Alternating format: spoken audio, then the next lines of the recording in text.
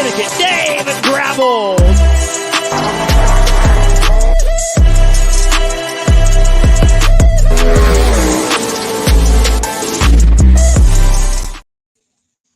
What's going on, guys? David Gravel here. Got the Chili Bowl set up in my living room. We're going to be watching it tonight. Obviously, the heat races are just up. We're going to have a couple people come in and out probably at some point. Have a guest on. Hopefully, a couple guests. We could have up to.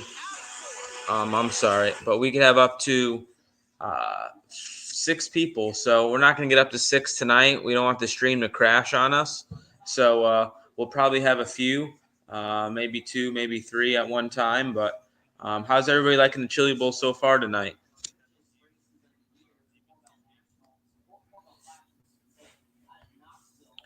The heat races were pretty good, I feel. I feel like tonight is a lot more well-rounded field. I feel like there's a lot of good guys in the beginning. My pick tonight is Kofoid for sure. He's my pick to win the overall Chili Bowl deal on Saturday night. I think the season that he's had. I think Basin has a good shot as well. But I'm definitely going with Kofoid for tonight, but also for the whole week. There's a lot of decent guys, but it's going to be interesting to see. Damian Gardner, he's been plagued with terrible prelim nights, so he's got to do some work here in the qualifiers. But I don't have the qualifying lineup, but I should probably have that up. But what are you guys saying? What's up, Mike? What's up, Alexander? Don, good racing last night. Yeah, last night was good. The Race of Champions was really good. What else was good? The A-Main was good. I thought Cannon should have won last night, but he had a few mistakes there. But we'll see what happens. Emerson Axsom's doing pretty good tonight. Hopefully he could have a good run. But, yeah, this is just going to be fun when the races are going on, especially the qualifiers. We could talk some smack or call out some people that are doing some crazy stuff or give some hat shakes to the people that are doing good. So I think it'll be fun to hang out. We are doing a live interview tomorrow night. We are doing it with Johnny Gibson tomorrow night, so really looking forward to that. So I think Johnny has a lot of insight on the sport and, excited to have him talk about what's going on in sprint car racing, all this money being had. And, maybe he could be at a $1 million win race at Eldora. Who knows? Kofoid is the obvious pick. Dark Horse is Pickens. Yeah, who knows?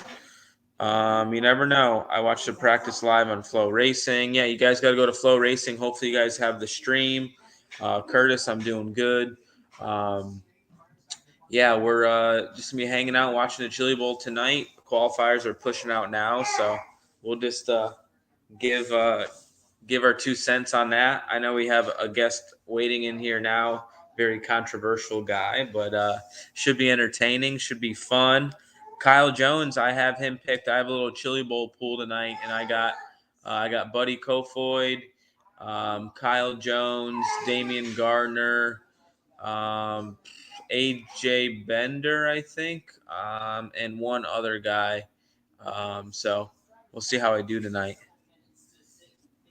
Yeah, Johnny should be exciting. I'm looking forward to him. I think Jacob Allen, he's racing, so I can't have him on the show, but we will have him on the show at some point, that's for sure. DD is there. Is that Danny Dietrich? I think Danny Dietrich's too scared to come on. I told him to, but let's see. See if he texted me back. I got my buddy Drew. Hopefully he comes on. We got the Chaz. He's here. He's going to come on. Hopefully we have Danny Dietrich on here. Could you imagine the fireworks if we had Danny Dietrich and the Chaz on at the same time? If you can, guys, share this stream on your social medias. Tell people about it. And, we'll have some fun here watching Chili Bowl. Hopefully the comment section and the live chat gets exciting, and we'll talk about some good stuff. Oh, so this was a long red flag here for that last chance here, the C main, whatever this is. That guy really flipped his ass off, that's for sure. Yeah, Jacob Allen's running later in the week, but I feel like he's in the building. So I'm going to get my legs up here, get comfortable. Don't want to blow my back out. Yeah, I'm excited to see Jacob. I think he's a lot more aggressive today than he used to be, but also he's really good at running the bottom. So we'll see if he could roll the bottom to perfection and make some good racing moves. Man, who is that other guy I have in my pool tonight? Let's see. Who flipped? I don't even know who is the guy that flipped, but he flipped his ass off.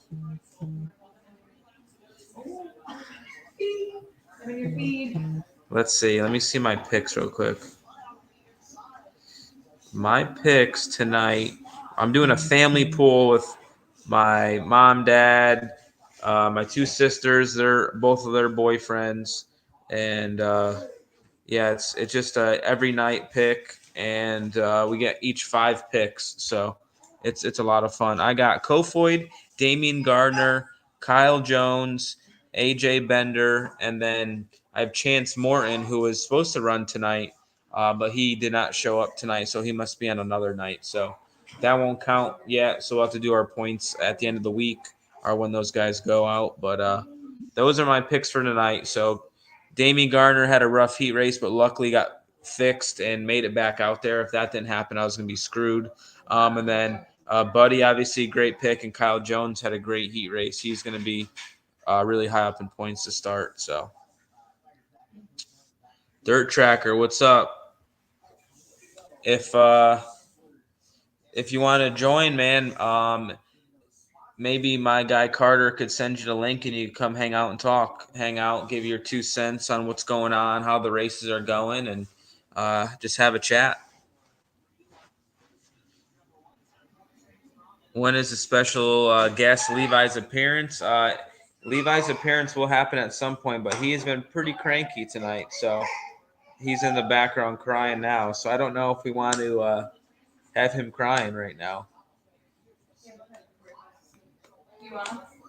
Justin Fiedler, if you want to get a hold of my people, get the link, or the Chaz could send you the link too if you wanted to join. Have some fun. Riley Kreisel, how about that? 2 pushes in his heat race.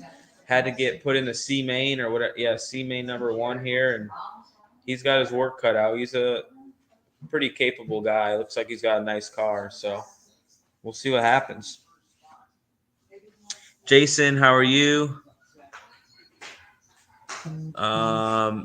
Robin, how are you? Are you going to win the Knoxville Nationals this year? I hope so. Let's see. I got to turn my phone off of vibrate so that doesn't annoy you guys. And then we'll be all good here. Mute that.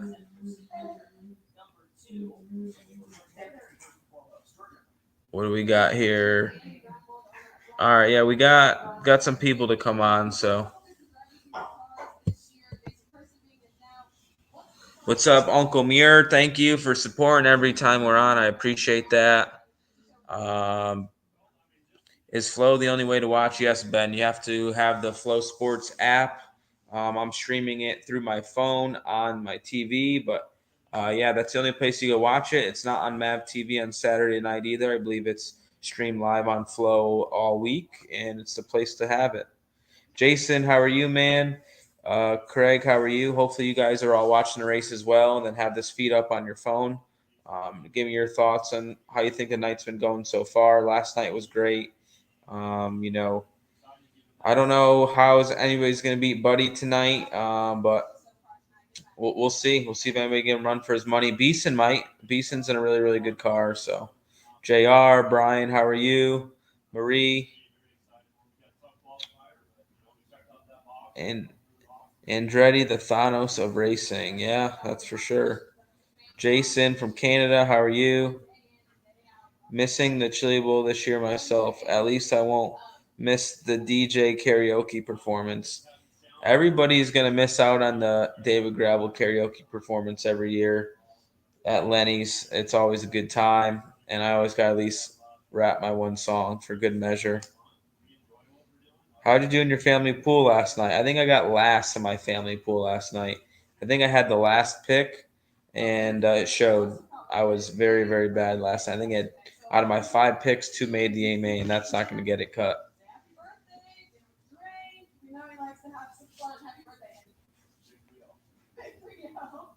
Andy Reinbold's birthday today. Happy birthday, Andy Reinbold. He supplies a lot of good race cars. Defending Chili Bowl race car owner. C main number 2. So AJ Bender, he starts on the pole for me. So I need him to get to a qualifier. He spun out running second. So he's got a lot of pressure on him he's kind of screwed. If you're in the C main, you're going to need a small miracle. So not liking my AJ Bender pick tonight. Are we not going to talk about Jade Avedijian shattering the track record in hot laps by 2/10? Her first time at Chili Bowl. I know it was only hot laps, but that's impressive.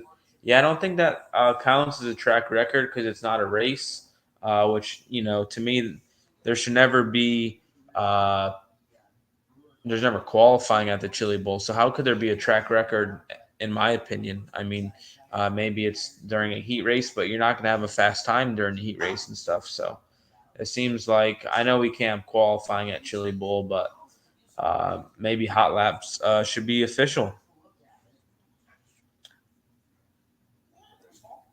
Yeah, it was definitely impressive, but maybe other people have broken the track record in hot laps as well, but it doesn't count, so we probably forget every year, in my opinion. Metcalf, no, I'm not on Dirt Draft. We're just doing a little, wager with the family, nothing crazy. Just have some fun. There's like 6 or 7 of us, and we each get 5 picks, and we do a snake draft, and it's pretty fun.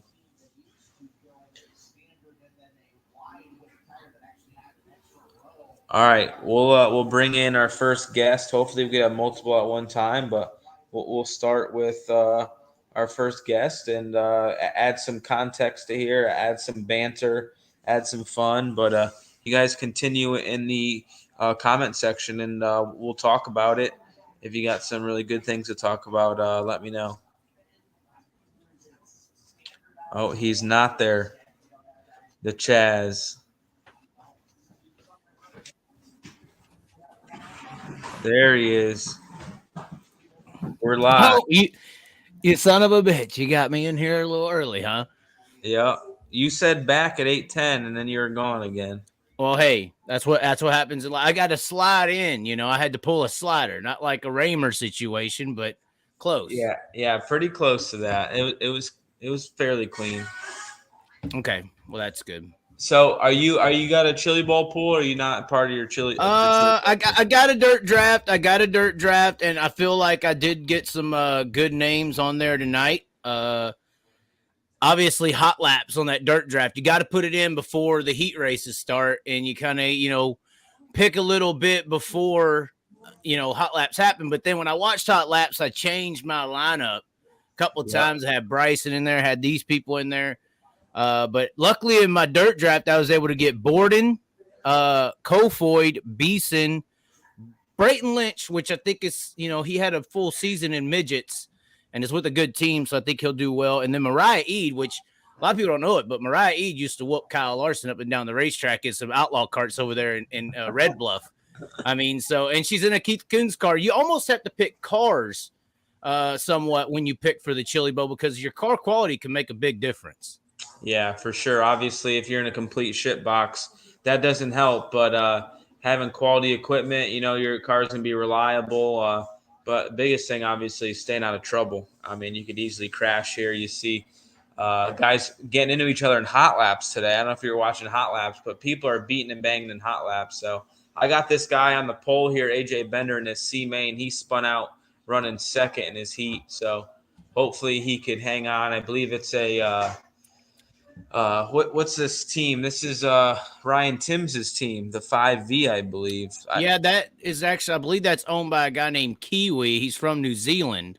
Okay. And he's from the West Coast. They run that car in the West Coast USAC ranks or something like that. Oh, that's what Ben Worth runs, probably. He right? used to run it, yeah. Well, I don't know if he still does, but that's the car Ben Worth has drove. Yes, a few years ago, I think Chase Johnson ran it. Yeah. And then the guy who actually got hurt, Grady Chandler, ran it one year. Oh, did he? Okay. So it is a West Coast team with a New Zealand owner who's relocated to California, but I don't know why I know all the backgrounds on everything, but I guess that's what you get when you just nearly smoked the pole trying to freaking get in the pits here. He lost his map. I mean, that's a hard right-hand turn right there. I'm surprised nobody ever does that more often, to be honest. I'm surprised it don't happen more often. Yeah, that's for sure. I mean, how about Damian Gardner getting his car fixed with a fence repair? That was big for him. Well, he was lucky, you know. I mean, heat races. His team came over with ratchet wrenches. When you're trying to change a front end with ratchet wrenches, you're screwed. So if that fence wasn't tore down, you know that he got so lucky.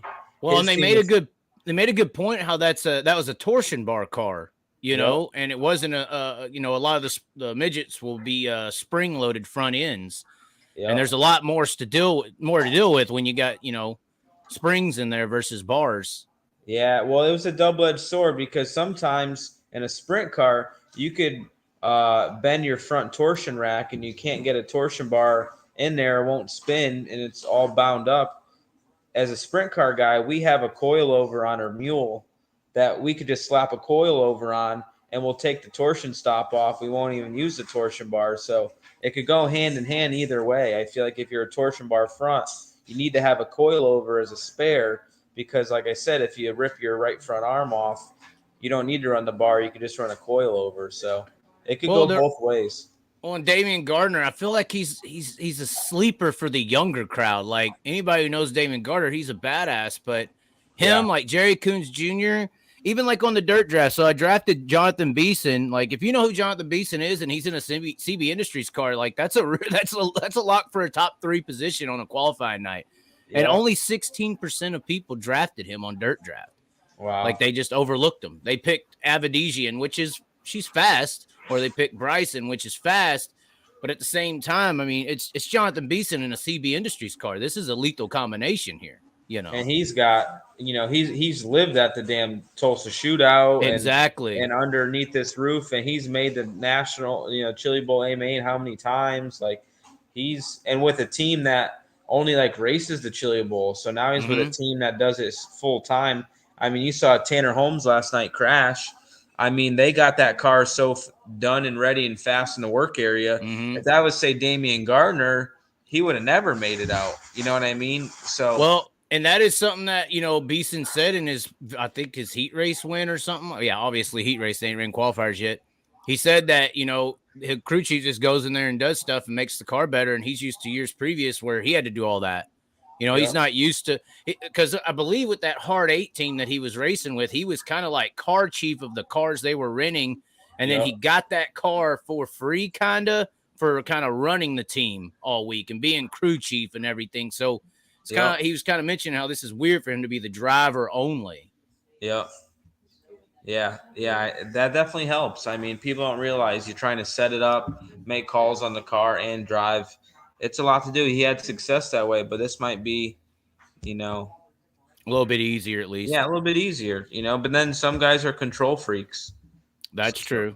Some people, want to control their destiny. Brent Marks kind of thing, right? Like he didn't have any success with CJB Motorsports, but he goes back to his own team, and now he's lights out. So. What do you think about Borden? Look how good Borden's going already. That's probably one of the most impressive ones so far, I think. But those Matt Wood cars are good.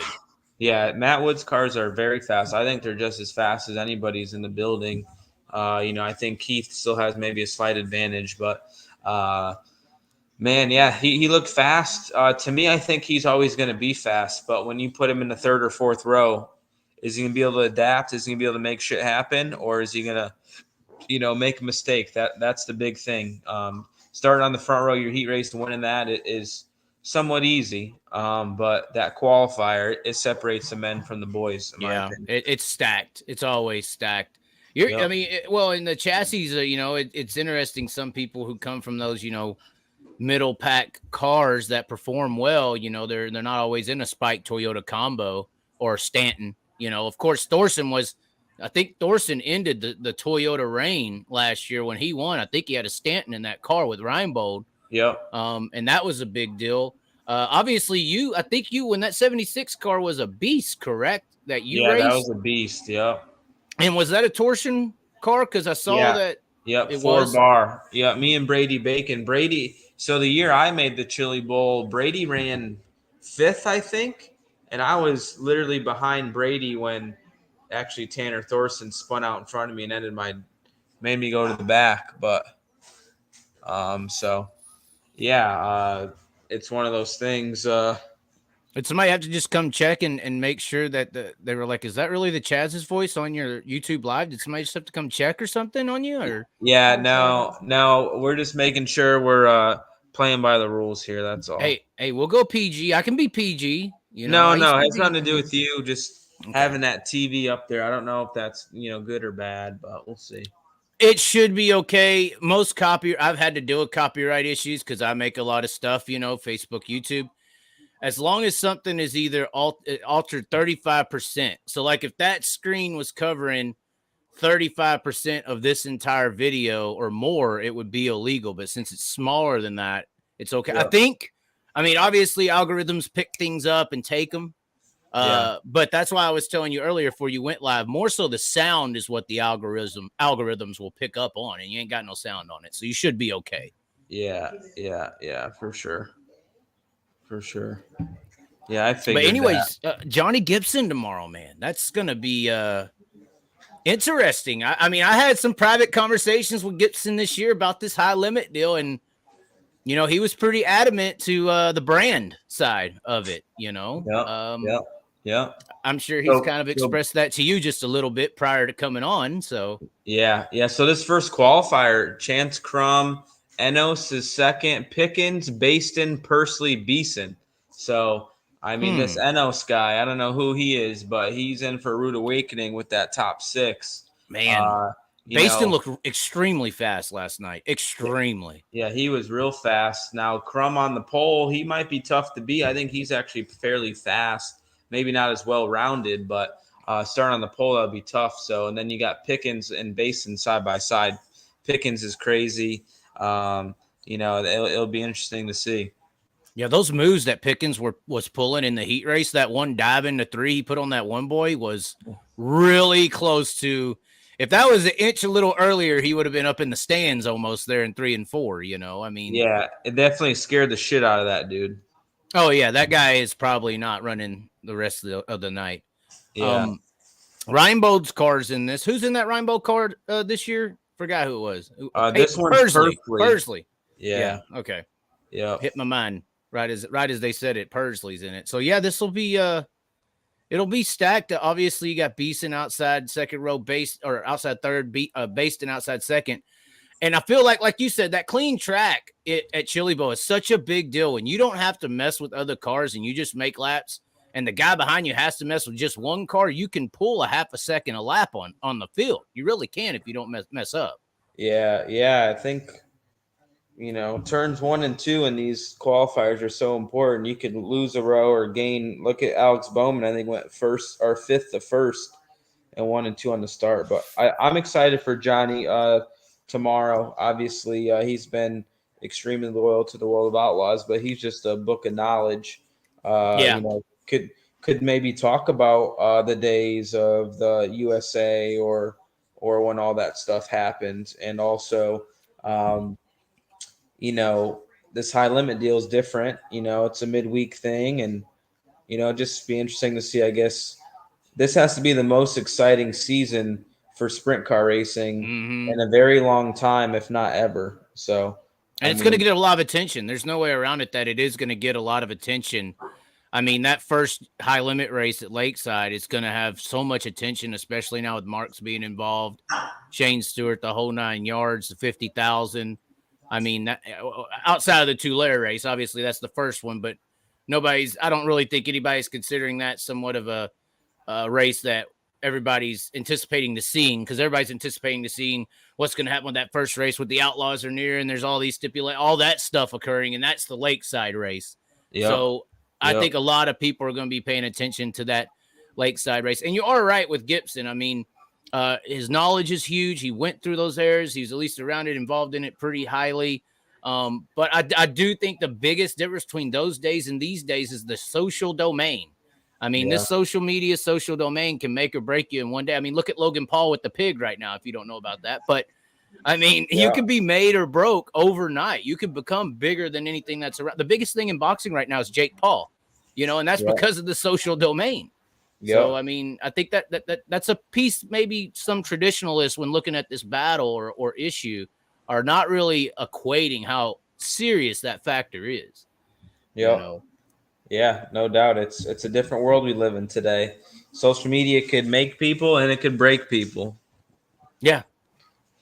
You got to be careful, We got our first paid question. Craig Thorson said, "Can't wait to see you rip Volusia in a few weeks, Dave. What, if any, are the major things they could do to these Chili Bowl cats versus what you'd normally run in a midget during the summer?" I think they just try to get these cars as light as possible. That's pretty the main thing. The engines are the same, but they're just trying to get them lighter. The outdoor cars are heavier than the indoor cars, so that's about it. That's a hard question to answer, really. Yeah, obviously Bondio's cars, they wouldn't be legal, but here we go. Green flag started the qualifiers. Let's see how it goes. Wow, Crum went way high. Pickens to the lead, so Crum's not looking too good here. Oh, Basin the second, he's in good shape. Wow, Beeson running aggressive. Yeah, he's got to make moves now. He's got to go. You can't mess around here. If there's an opening, a crack anywhere, you got to take it at the Chili Bowl. That's why it's so exciting. You got to be so aggressive. Yeah, it looks like whoever has Chance Crum tonight, he's about done. Mm-hmm. And then Pursley here. Whoa, big move by Pursley on Basin. Yeah, smart move. That's what you got to do. Jeez. Wow, Pursley's got a good car. Yes, he does. Well, that's the defending car right there. That's the defending Chili Bowl Midget Nationals vehicle. I don't think they would change that car that Thorson wanted in. I would assume that's it. Yeah, so Beeson 6th to 4th right now. That's not good enough for the front row. I would say Pickens 3rd to 1st. I don't know if that beats Beeson or not, but Pursley started 5th, I think. Yeah. Yeah, he did, and that means he was higher in the points than both Baston and Beeson. Yeah, so I think Pursley, after this race, if this finishes how it is, I think Pursley might be number 1 in points after the first qualifier. He's fast. He's gaining on. He's pulling. He's pulling them in. He's running them down. Beeson's off the pace. I don't know who's in this 3 car. That's pretty impressive right there. How he's rolling it. Yeah. Oh, we got a caution. That changes everything. I don't know if you got it on your side yet. Yeah.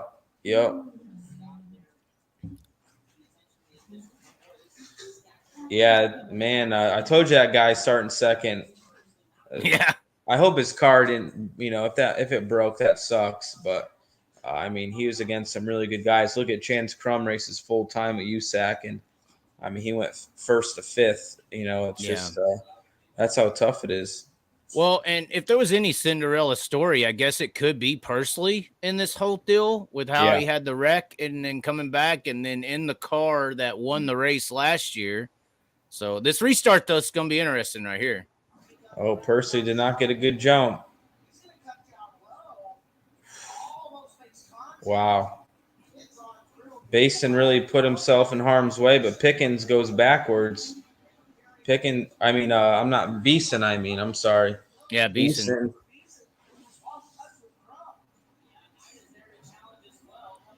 Whoever's got Pursley in their cooler pick, I mean, I would be pretty confident in him, but whoever's got Beeson 6th to 5th, that ain't gonna cut it. So that ain't good.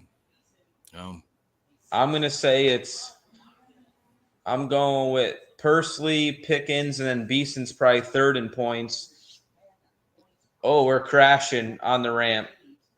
Some guy locked his motor up. He didn't have his brake lights on. Right. Yeah, Dason was impressive there, and Pickens was impressive as well. So, well, and there were some contenders in that. Yeah, Baston, who after last night looked like possibly the fastest car this week. Obviously, the RMS crew, they bring fast cars.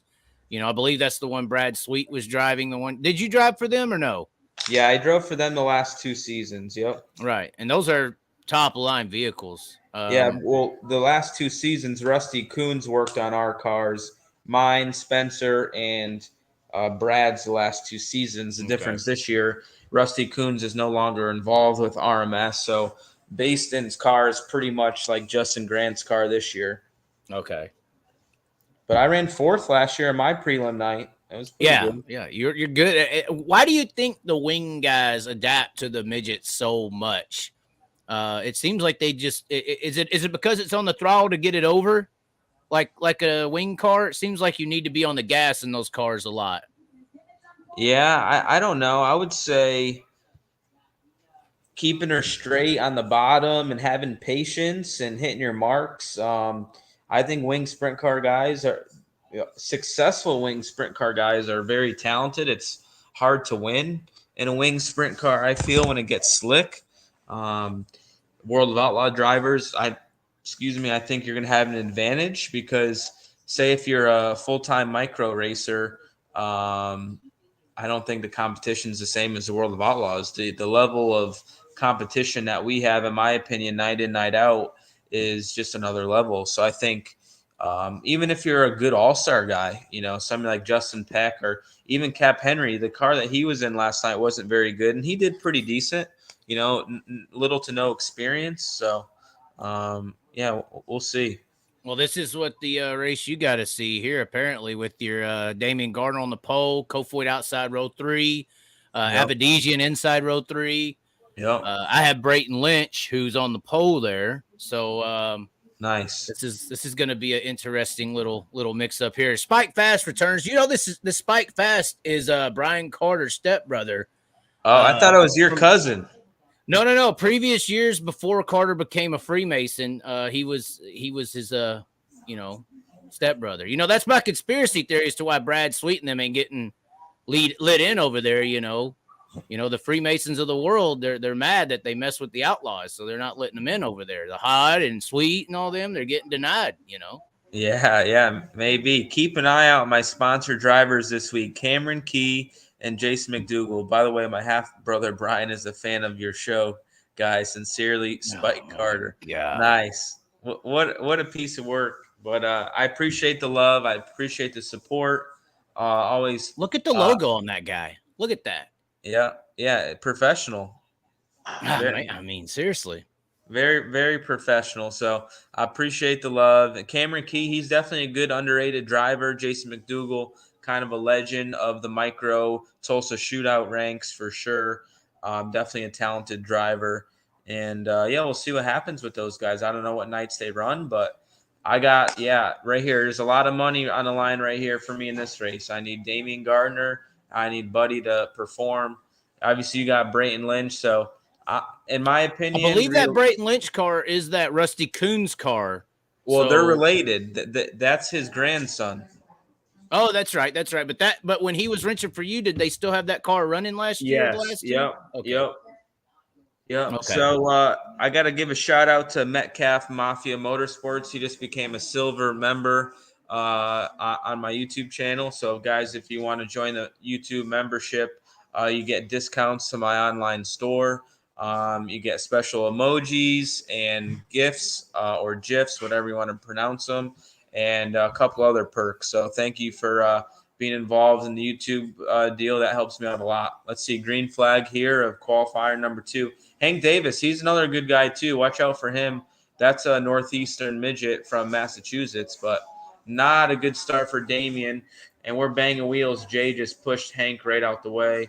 Good move by Jade, Buddy. Oh, wow. Okay. That was good for a lot of people. That was good for Buddy. And that was good for Damien because that was not a good start. No.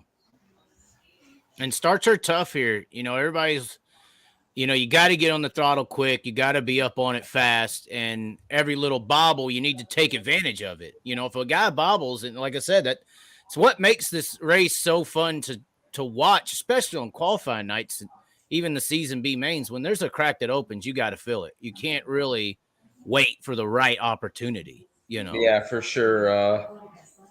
If you could get 3/4 of a car length on him, or if your right rear could be at his left front, you got to fill that gap because you don't got a corner to waste. You got to go. So they didn't count that lap. I figured they won it because I would think on the first lap you got to have every car across the line. But we got another member. We got a new bronze member, Jim Einhaus. Appreciate the love, man. You get a couple special emojis and gifts and shout outs, and appreciate you. It helps the channel out, help grow. Maybe I could have a cool camera one day like Chaz. Oh, shut up. Yeah. Man, Damien kind of jumped that start. Are they going to call it back? Wow, Damien is not good on the top. This Hank Davis is underrated, guys.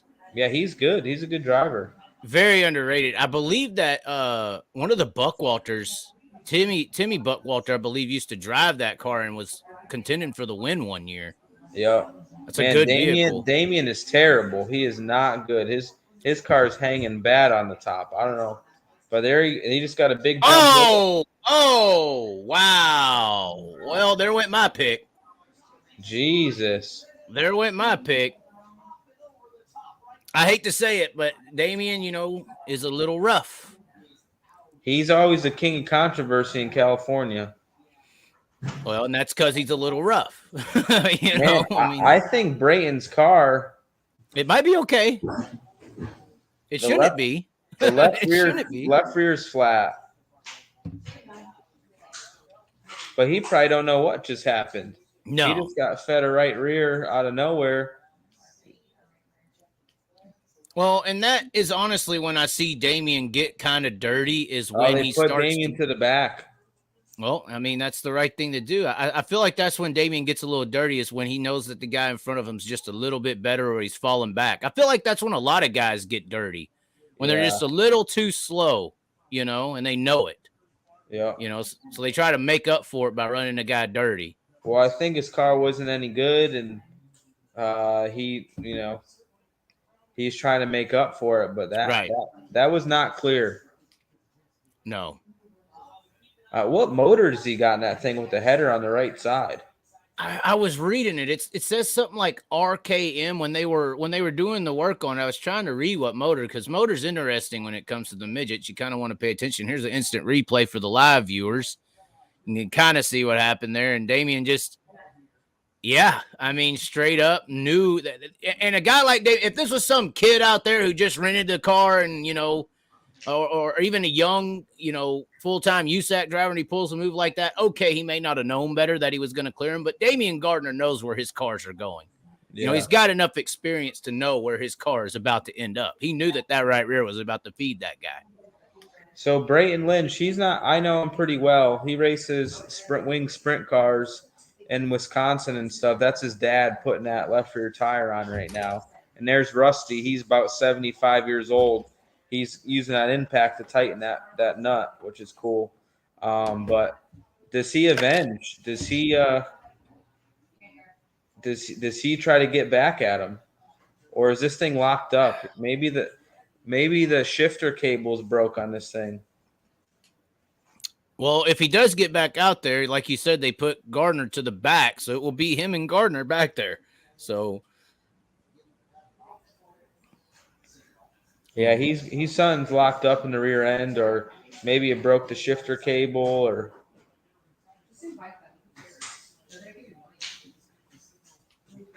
his night is done.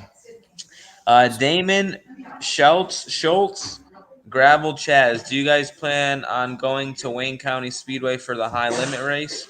I'm not sure.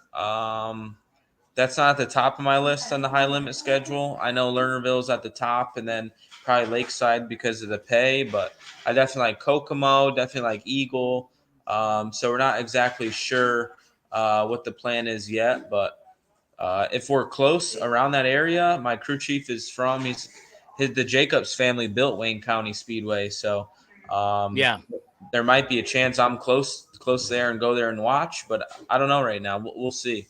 This So will be let's see what- interesting right here. Yeah, this would be very interesting. And you got Scott Evans right there in second, who's used to running the micro midget that so many years. I mean, Buddy's going to win this qualifier. I think it's going to be hard to get around that leader, though. I don't think so. It's going to be a little harder than you think. I think Hank Davis is a great guy, great driver, but this is Buddy's year. Oh, Did Damian crash again? Did they get into it? Are they fighting? They ain't panning the camera over there. Something happened. Oh,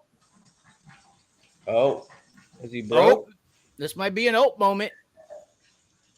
Yeah, you mentioned those YouTube channel members. A lot of people, I think, are confused as to how that actually works. I think more people should become, YouTube, after subscribing and you watch so many times, joining the channels is a really big deal. It can make a big difference, especially for you or even me or anybody who out there that makes content. I saw Dirt Tracker was in the comment section. Those channel memberships are a really big deal. They mean a lot to the people who put the stuff on. It shows that you're committed to the channel, committed to what you got going on. To me, it's all about reinvesting in yourself and your channel. I pay Carter on a monthly basis and try to push as much content as I can. I get webcams. Yeah, I've been wanting a webcam. I used to stream. $129, Logitech Brio. It's really worth it. It really is. I'm gonna do it. I need to do a mic too, and maybe when I'm out on the road, like it'll just, I'm in a dark hotel. It'll probably help. I got a good camera and good mic, so I think I'm definitely gonna do it. But let's see. Hank Davis is pulling away, buddy. I don't know. I think there's still 7 to go. I think Buddy's gonna methodically pick them apart here, and if the Demon don't get the top 5 here, I mean, what a terrible qualifier. But that Davis, he made a mistake. You can't make mistakes with Buddy Kofoid behind you in a Keith Kuhn midget. You can't make mistakes. Yeah. But that's a good car. Did you see it just pull him like that? That's a good car right there. That car's hooked up. So that's that's a Seymour Racing car, I believe. They're from Massachusetts. They do a lot of NEMA racing. And they're really good people. I actually could probably drive that car if I wanted to, but they do a good job. It's spanking that as far as car right now, not driver. That car is better than that 71 of Kofoid. That car is better. This is his chance. Nope. That car's too good. Look at that car. Yeah, it's driving forward. That's a car, buddy. But maybe Buddy's happy. I think probably Buddy knows 6th to 2nd is enough for High Point guy as well. But it is pretty easy, though, if you got the speed to get a guy off the top. Throwing sliders is one of the easiest ways to pass somebody here. Yeah, Hank Davis, I think if he had great job. I think if he had something there for him, he would have got him. I just think he saw how fast that car was. That Gardner? Gardner got the 5th. You're still alive. Not really. I mean, he started on the pole or 2nd, right? So he's still in bad shape, but. So are you drinking anything tonight? Currently I'm not. I'm trying a whiskey right now, and it's called Proper 12, Yeah, we got the Proper 12. You're telling me Danny Dietrich's coming, so we had to get the fighting whiskey in here. Where's Dietrich at? Come on now. Let him come in here and call me this and that. And Dietrich's scared. I asked him, invite him. He said he couldn't make it. And he's scared. I'm in a fantasy football deal with him, and we were egging on in the chat, and he's, everybody said, he's got to come on here, and he's scared. I don't know why. It's, Oklahoma's far from the porch in Pennsylvania, so he's probably scared. Well, for anybody who does do this Proper 12, I like mules, Yep. But vodka is kind of, I don't know about vodka, so I'm doing it with this Irish whiskey, and it's really good. Diet ginger beer, though. Got to keep the calories down, you know. Yep. Yep. Hank Davis. I have no idea what he looked like, but You do now. You do now. What does he run? Do I need to do a quick Google on Hank Davis? What does he do? Was he a trash man or something, or what? yeah, I don't know. You got to check it out. He's got some flow going on in the back. I know. He almost looks like that Charlie Mepford guy, you know? Yep. Let's see. Spike Fast said Kyle Larson fears the Chili Bowl. The girls are dominating tonight and the rest of the week. Proof that Kyle Larson didn't want to do the Chili Bowl and get beaten by a girl, other than when he's at home. Nice. Yeah, he's racing a late mile right now, battling with Superman right now. So, Did you watch that race? I only saw the highlights, but it looked like it was a good race. I watched it all. Honestly, I think, and I really don't say this a lot with Larson, but I think he made some real crucial driver errors. And he had an opportunity there to drop. He had a line developed where he was entering high, kind of diamonding off of 2, and he was beating Davenport, but he just, I don't know. It feels like he just doesn't trust what's fast yet in that late mile. You know, he sees that it's gaining, but he doesn't know. You know, I feel like when he's in that sprint car, he has a pretty good idea of what fast is. And I get that he knows what fast is in a late mile, but when you're behind Jonathan Davenport, you know, you can't make, just like how we were saying, you know, Hank Davis can't make too many mistakes with Kofoid behind him. I mean, heighten that times 2 when it's Davenport. You know, you can't make mistakes. Yeah. So that Hank Davis is a Sooner Region, ASCS 360 Sooner Region driver.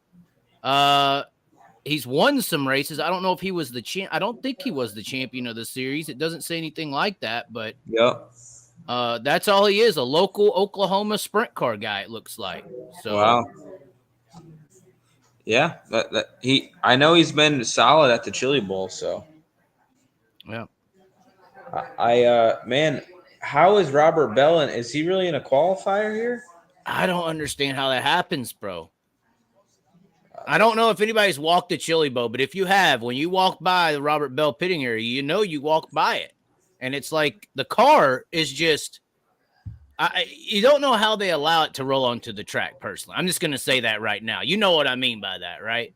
Yeah, you need a tetanus shot to be by. I mean, it's a comedy show walking or seeing that race car. You know, it really is. He's a great guy. He's a nice guy. I really like Robert Bell. But I'm not hating him. I'm just saying. Yeah, just the car is a little scary. You know. Yeah. I mean, he's got an Ecotech freaking motor in it. He's got a Ford Focus motor out of somebody's car, and they put a header on it and an injection, and he's racing it. Right. It's insane. Yeah, and he's not necessarily a slim guy like you, David. I don't know how he fits. I mean, I'm freaking tiny, and my knees are in the steering box. I don't understand how Shane Cottle drives one. I really don't. Right. I remember that's one thing Davenport said when he raced it. I don't know if some people remember that, but Davenport did try the Chili Bowl one year. He was my teammate. Oh, really? In the 5? Wasn't that the Toyota Dom cars? Yeah. I was the Tony Elliott Foundation guy that year. Oh, okay. But he didn't do so great. He didn't look like an idiot, but he said it was really hard for somebody his size to get into those cars. Yeah, he didn't do very good for his standards, you know. So we got Bryson in this one. A Brady Bacon team car. That's that Cameron Key, that Spike Fast guy or whatever. Oh, okay. Yep. Okay. Yeah. Zach Dom had a terrible heat race. You know, getting into some accidents wasn't really his fault, but he definitely had some stuff going on there. You know who looked extremely fast? I almost want to pick him as a lock to win the Chili Bowl this year, who looked extremely fast in that race of champions that nobody, I mean, kind of got talked about, but didn't. Logan Seavey in that car. That car looked like it could go wherever it wanted to, and it was fast, man. Yeah, he looked good. He looked real good. I almost want to say that's a lock to win the whole damn thing. It was so good. Yeah, I hope he contends. It's been a while since the Swindell car has been in the hunt. Oh, that's a sketchy start. Oh, my. Oh, God, that guy in the pole. Oh, my. Oh. I got Kyle Jones, so I need him to get by this dude on the bottom, clogging it up, but I don't know if that's going to happen. All right, McCready, come on. We are just talking about Davenport. McCready out front in this one. Well, he's a Chili Bowl champion. Yeah, but he didn't look good in that race of champions. He looked he was really struggling. Kaylee B, I mean, she's the only woman to make the show. Now she's in the lead. Oh, this is getting hectic on the bottom. McCready's trying to make that middle work, but that ain't going to work. McCready's good on the bottom. I don't see him being a guy that's going to rip the lip, but if he could tote the inside, he'll be all right. Not at his age, but he's, we'll see. Kyle Jones is coming back. He had a terrible start, but Bryson's making mistakes. She should be pulling away right now. Yeah. McCready's good on the bottom off of 2 there. He's not out of this one if he can figure 3 and 4 out. And Kaylee's missing 3 and 4 lap after lap. Yeah, she's messing up big time. He may get her right here. Anybody could win this race right here. Yeah, this is good. Here comes your boy. Yeah. Up.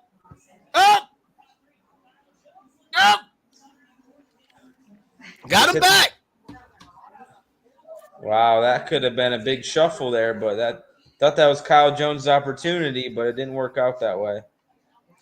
That's something you could depend on McCready is he's going to be consistent. Those 100-lap late model races with Davenports and those guys. Yeah. If he's running the bottom, he's not going to make too many mistakes, even though he's not used to a midget. That's what I see about Kaylee B here. Could she keep her cool? I know she wants to win. She got a little mad for losing the lead, I bet. She's a little pissed, too. I know you got to finish here, though, It'd be good here to win this, but let's make sure we don't spin it out or bike her up in the cushion. Oh, that was a little dirty by her. Wow. Oh, that was a little dirty. Wow. That was a little dirty. You think so? I mean, she knew what she was doing, but if you ain't clear, you ain't clear. If you ain't clear, you ain't clear. I think that was a little dirty. She knew what she was doing, though. She was worried that he could get her off the bottom of 4, so she was closing the line. I know what she was doing, but man, I'm bummed. Kyle Jones was right there the whole time, and that worked out for Cameron Key, but didn't work out for Kyle Jones there in that last corner because Cameron Key got second there. Didn't work out for McCready fans either. He went from 1st to 3rd over that contact. Yeah, he just didn't get a good drive down the backstretch there. Well, it looked like he got maybe a little bit better than she thought he would, and that's why he was there when she came down. Yeah. He was good up at 2, but everywhere else he was kind of just hanging on, it looked like, Yeah, that was a big deal there. Oh, here comes Bowman. That's your boy, right? Y'all text and everything, right? Y'all share pictures? I don't talk to Bowman that much. I don't have his number. What about Mr. H? Don't have his number. Oh, that's wrong. Yeah, it happens. Well, that's one thing the Chili Bow does do. The Chili Bow does kiss some NASCAR ass. In that Race of Champions deal, they mentioned on the broadcast how Bowman and Briscoe were surprised that they were invited. Like, why invite us? What did we win? What championship did we do? Yeah. And Bowman. It's like back to, if you're going to invite all the champions and just drivers of Premier Series, why was it Jacob Allen in there? Back to the respect of our sport versus our drivers that we have versus NASCAR drivers. We're kissing their ass too much, I think it's sad that, you had to just pick random people to fill the Race of Champions. There's quite a bit of criteria. There's a lot of different ways to get in that race.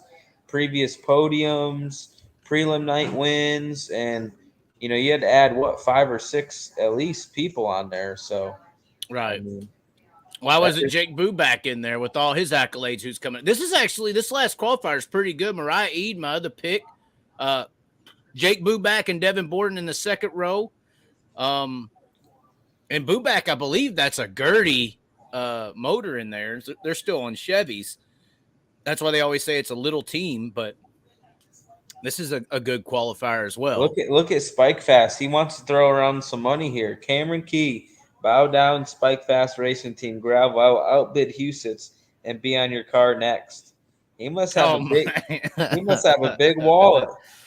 He's that statement there, I think, is called capping in today's society, is it not? That's called capping. That's all cap right there. He didn't say no cap at the end, so he's definitely capping. Yeah, that's a capping statement. I'm sorry, I don't think you could outbid Todd Query.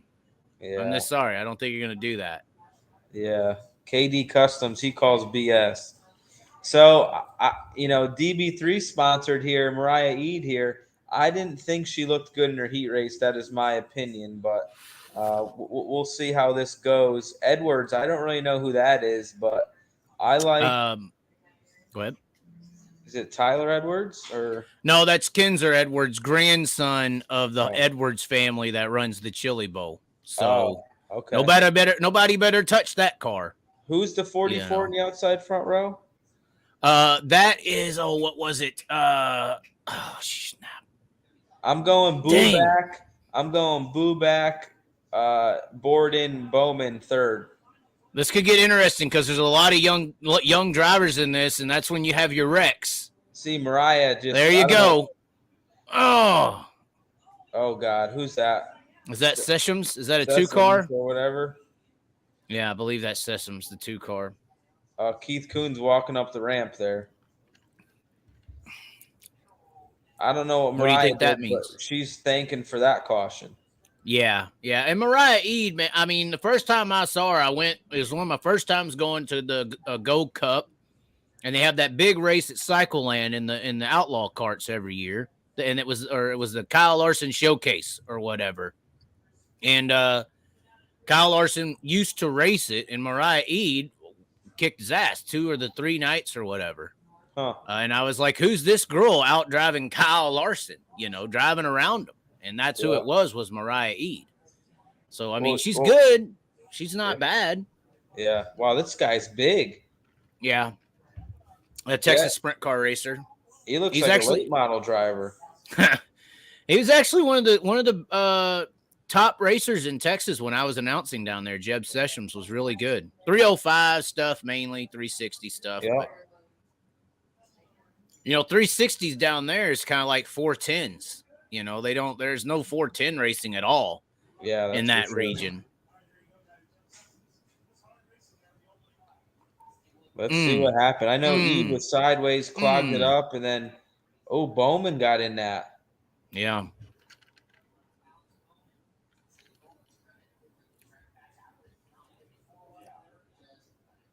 Is Bowman's left front okay? You really don't need the left front, do you? Remember that one year they tried to put that snowmobile ski on the car? And they did bicycle tires before. Yeah. Bowman's car's still rolling. I was just making sure it didn't fold that front end back, but it looks like it's okay. Is Dirt Tracker not coming in here? I don't know if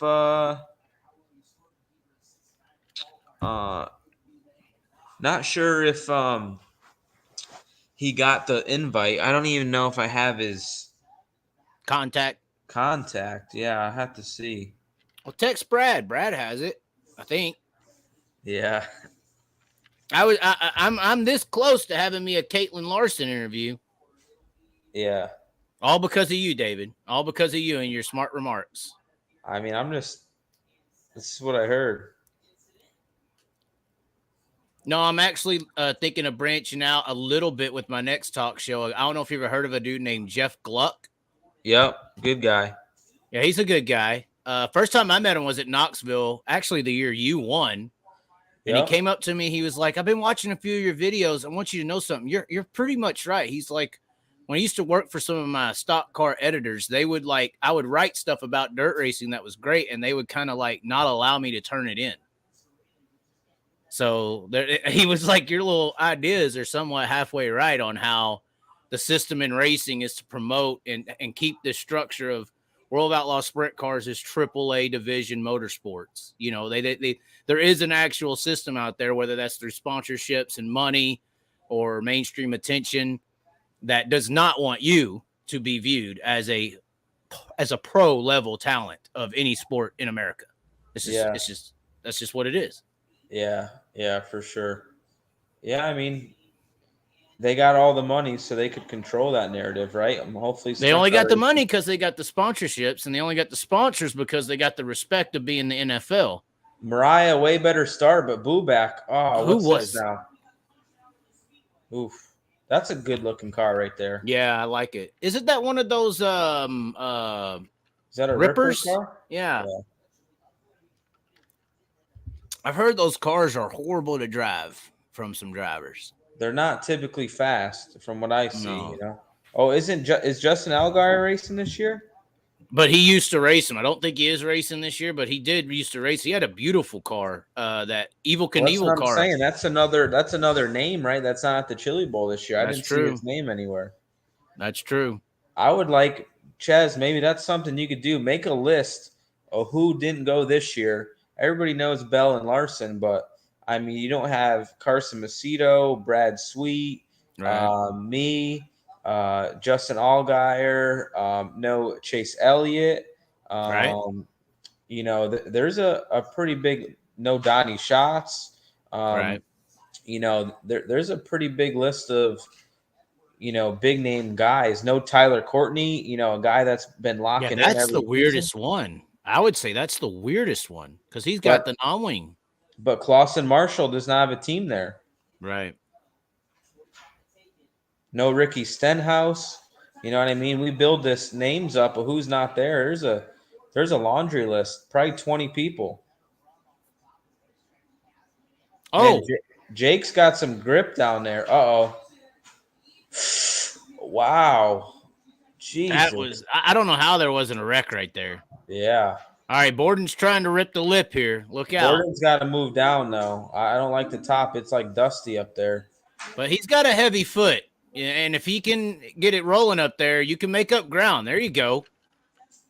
If you're willing to throw the throttle down, you can go somewhere up there. Oh, that's pretty. Oh, you better stab the throttle and get out of it. Yeah, he better just let her zing on the top now. Zing it at this point. Oh, Bowman's trying to spin that guy out. He tried to do a NASCAR bump and run there. That'd be the wrong last name to do that on.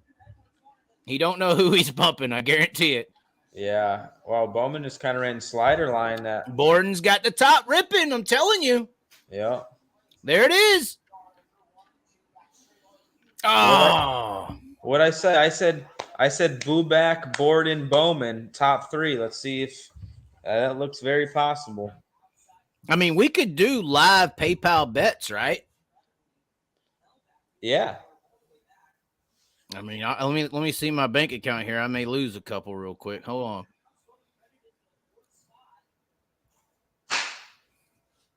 Colton Hardy, right? That's who that is. That's who was in that car. Yeah, Colton Hardy. That's a classy looking car. It looks like he's got a Honda K20 engine in there. Yeah, I don't know about those Hondas. I spent a decent amount around Bundy a few nights talking to him late at the racetrack. Good guy. They always stayed up late, and you know they never had an issue with power. It's like the power band that was the issue. Trying to smooth the throttle out. Similar how he described it is very similar to how some of the people would describe the Fords. How Schatz would describe the Ford having plenty of power, but the throttle work, you know, is so important. It ain't about being full throttle in these cars to win races. Not here. Well, not here. I don't think World of Outlaw sprint car. I don't think you could honestly say when the track goes to A main time, full throttle ain't gonna win the race. Yeah. Spike fast. We're taking that down. I don't want to see that comment. Yeah, take that down. Carter, pull that down. And the CIA. Oh my God. Yeah. Unreal. Here goes Borden. He's got a shot. He does. He's got to stay in it. Now Mariah might slip off the bottom here with the pressure. He's got to dig on it. Well, Borden's extremely fast up there when he's hitting it right. Now He's Mariah might miss the bottom here and overdrive it. All right, I missed it a little bit. We got to put Bowman in the fence here. Borden. Jeez, he's running high.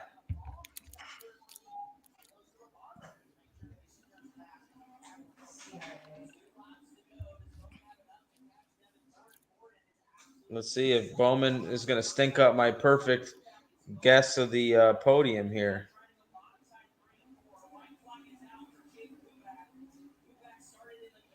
Man, your car feels good when you get that left front on the berm and that thing's gripped up. There's no better feeling at the Chili Bowl. Freaking Booback, you know, a 305 king, I think they called him earlier, and he really is. Yep. But there's a lot of Boobacks out there. You know, that's my one argument, you know, when I make the NASCAR statement, how there's so many drivers on the World of Outlaws better or whatever. And NASCAR drivers are only there because of their money and opportunity. I mean, and the good drivers don't always get opportunities. I mean, that's also a microcosm in the dirt world too. You know, there's potentially better sprint car drivers than some of these outlaw guys. They just don't have the money and opportunity to go run outlaws. They're stuck like a Jake Booback running 305s. Yeah, I think Jake Booback's a talented kid. You know, I think the Outlaws have 3 or 4 or maybe 5 of some of the top talents in open wheel, but there's definitely people that are just as talented or possibly more talented as well. So, yeah, that's the thing about racing. It costs money. So, right. That's the bad part. Well, I mean, it's cheaper, luckily. You know, 1 year in a truck's $3 to $5 million, you know, and that's 1 year. You could buy a complete World Outlaw operation and run for 2 years straight with $5 million easy and lose everything. Yeah, for sure. Yeah, Jake Booback's doing a good job. I think he won his heat race too, so he's getting a lot of TV time tonight. Well, but he's not high in points, though, I don't think, because he started inside third row and won. Maybe that's good enough. I'm not sure. I don't know. Starting position's big when you get to this A main, you know. Yeah. I know this micro looks like it rips around there, and it sounds like it's got no muffler on it. So what do we got coming up? We got B mains coming up now.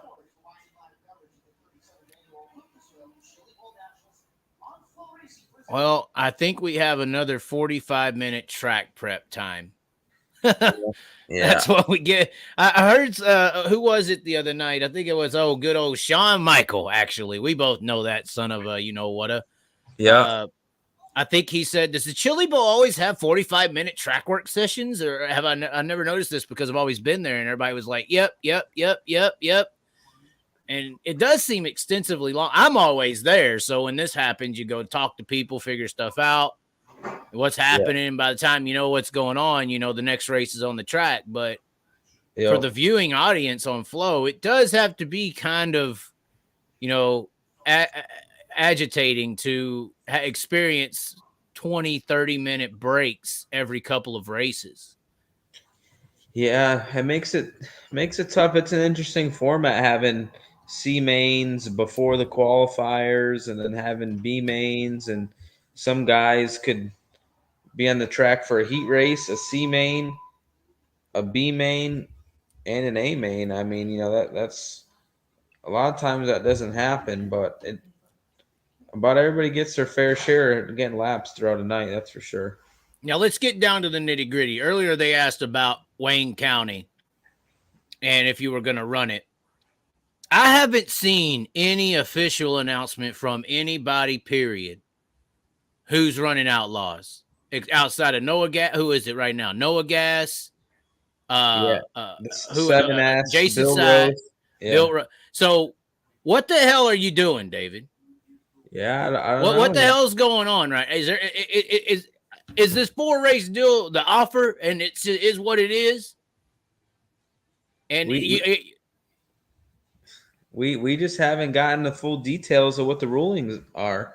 You know, we don't know if the $1 million to win races, the Capitani, you know, they could even, you know, put on the damn all-star races at Volusia count towards them. You know, we don't really know at this moment. So we're waiting on the ruling on that, and we'll make our decision after that. You know, there's a very, very good chance we do race the Outlaws, but, we just got to do what's best for our team and the best business decision for me to make money, for the team to make the most money back, and what we think that opportunity will be. So, well, I'll tell you something. I think that they're slipping on as well. In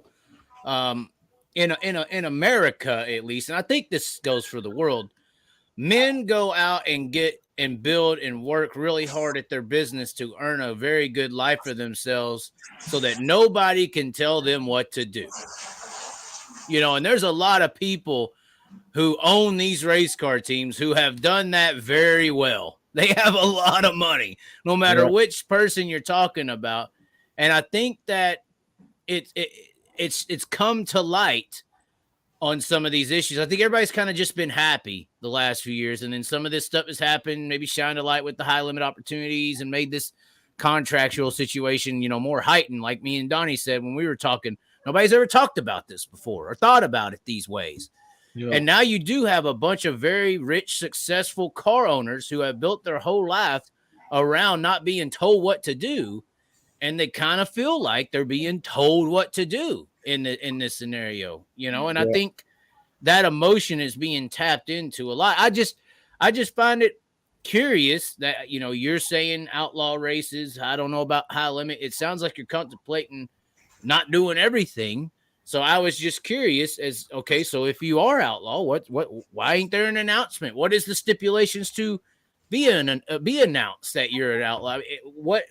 It's just a very interesting, honestly, getting close to being a scary situation. We're just a couple of weeks, a month away, I believe, from opening night in Volusia, I think. Yeah, so I mean, that's the unique thing about the Outlaws is, a lot of people hand in their paperwork or sign up the day of the race or the day before the race at Volusia. So sometimes people typically commit on social media and say that they're going to run the Outlaws or whatever. But I think right now, I would say probably 50% of the people are on the fence, and probably 50% of the people probably know what they're doing, but they just haven't said what they're doing yet. I say there's a very good chance that we do run the Outlaws. But again, if they do something on this ruling that's very lopsided, maybe we don't want to, but it all comes into play with T-shirt sales, with point fund money, stuff like that. So obviously, the thing about the All-Star deal, it's not as attractive with the high limit deal because logistically it doesn't get along with each other. So in my opinion, there's two options for me as a sprint car driver, and that would be running the Outlaws full time and probably racing 4 races and getting the full bonus package, or not committing to any series, maybe be a gold level member with the Outlaws. So you got to run a good majority of their schedule, but maybe run every high limit race, and who knows, and pick and choose from there. But I don't know what the West Coast is going to be like. I don't know if Skagit has announced how much money to win their race is going to be out there for the Skagit Nationals. I don't know if Gold Cup officially has said how much is it going to win this year. Maybe they did, and it's 25. I don't know, but it's a lot of traveling out there, and Skagit and Chico are really trying to build those events up. So, well, and I heard from a very reliable source on that Skagit deal when I was up there that they wanted to pay 50 on that deal, and they were instructed by the organization to only pay 25.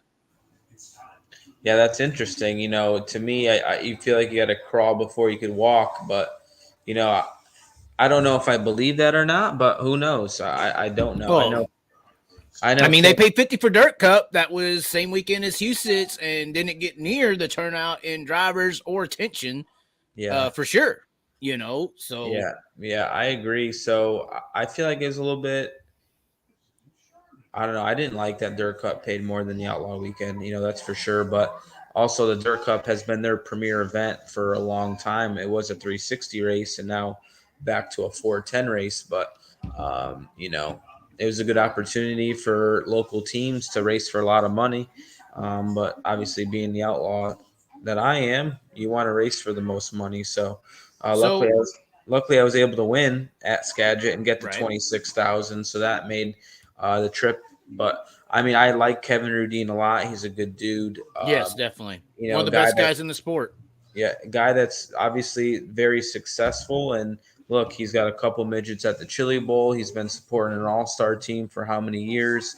Now he owns a racetrack. Like He's like a West Coast Todd Quiring almost. Like yeah, in the making, him and Todd have a lot of similarities, both extremely successful guys, and they choose to spend a lot of money on dirt racing. And you know, we need people like that because it costs money to make this shit happen. And a lot of time track owners don't really make the money.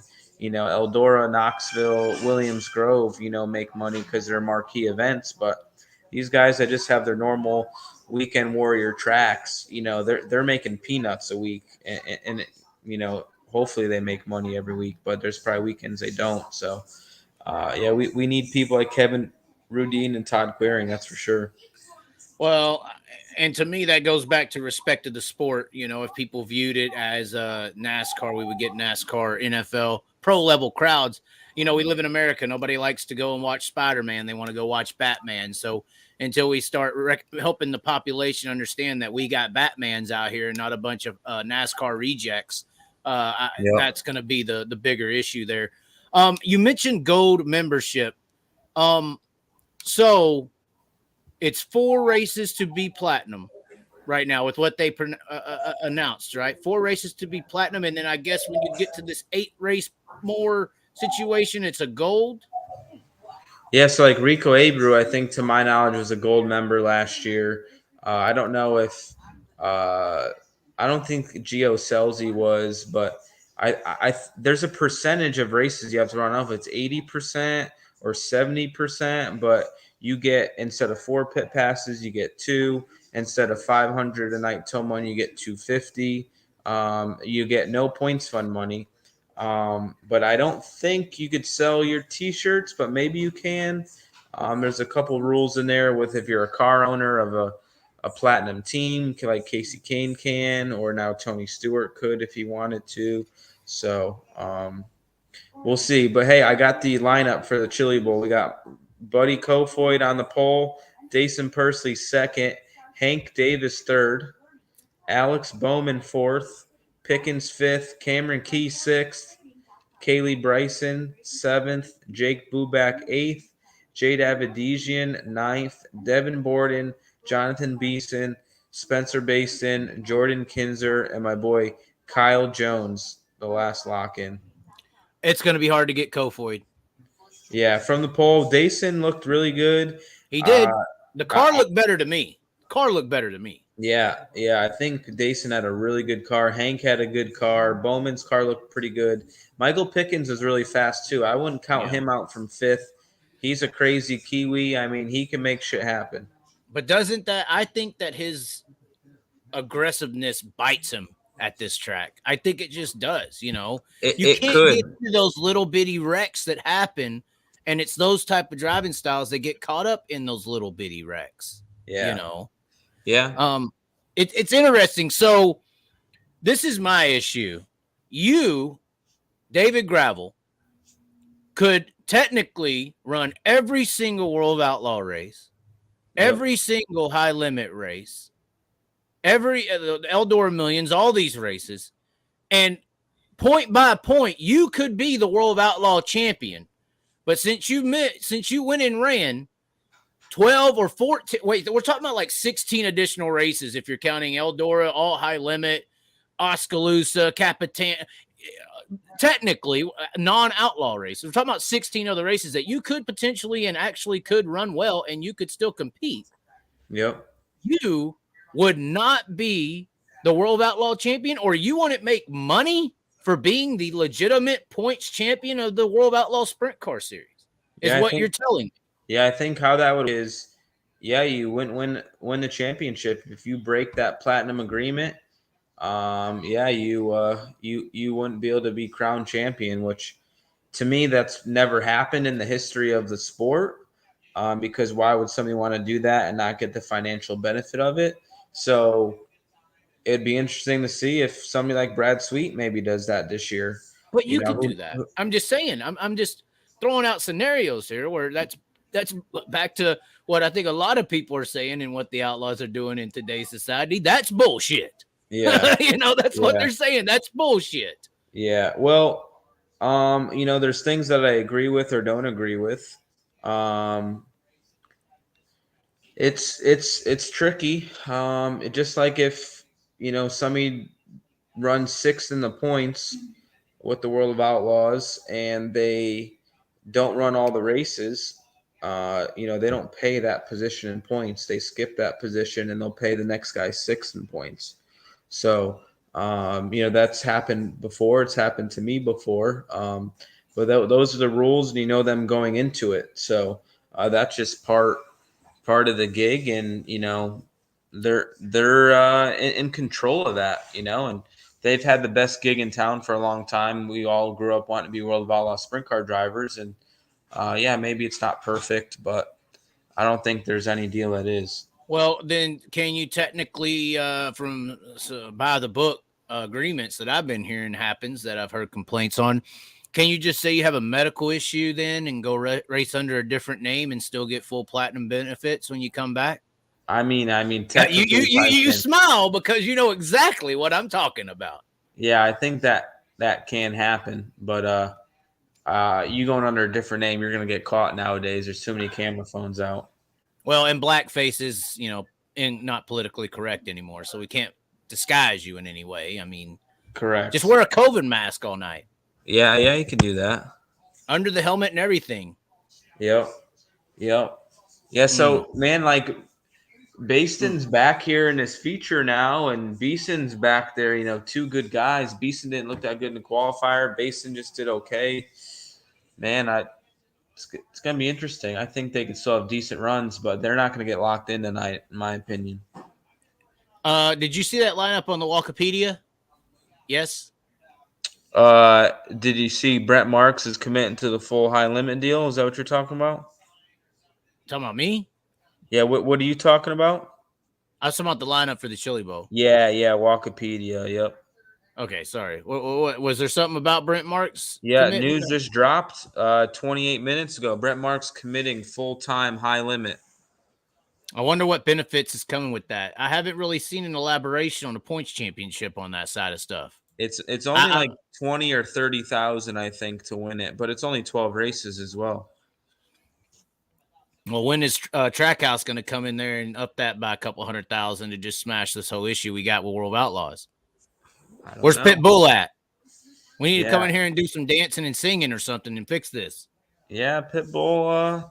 Who knows? You never know. I like Justin Marks. He's got a big outlook. He's got, big-minded, big vision, looking to grow the sport. So I like people like Justin Marks getting involved. That's for sure. Well, and here's something that you won't ever be able to unsee when you see it. I want people to go out there right now on your phone. Don't turn off David Gravel's deal.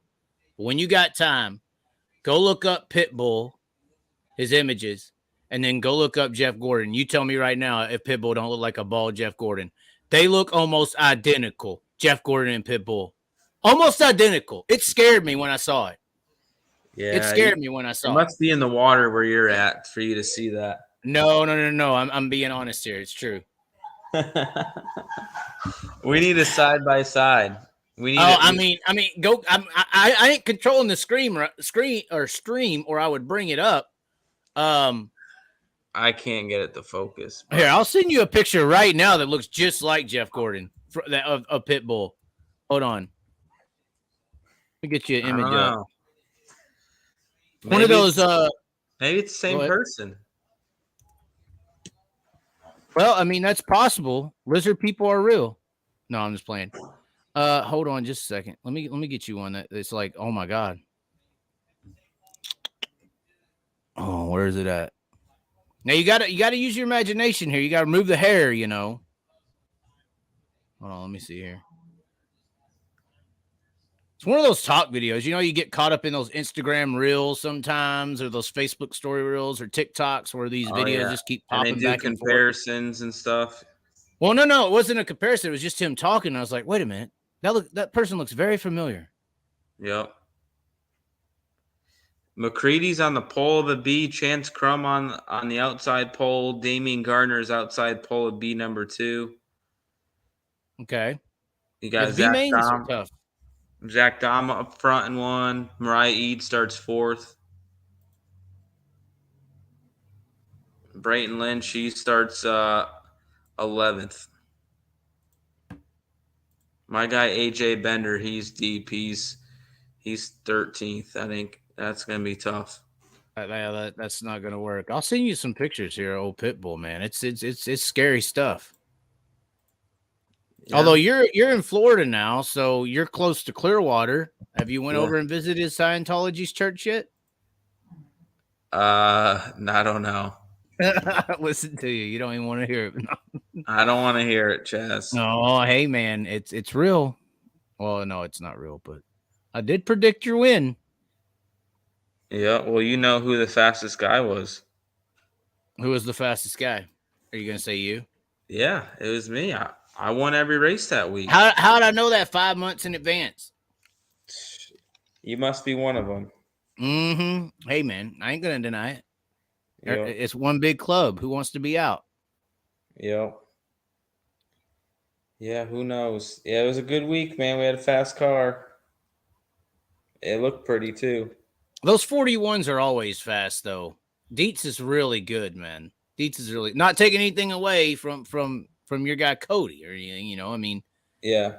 Dietz is a special talent when it comes to wrenching these cars. It really is. A talented guy, and he obviously has a knack for being fast at Knoxville. Obviously, you know. Mm-hmm. Let's see, guys. So who's everybody's pick for tonight?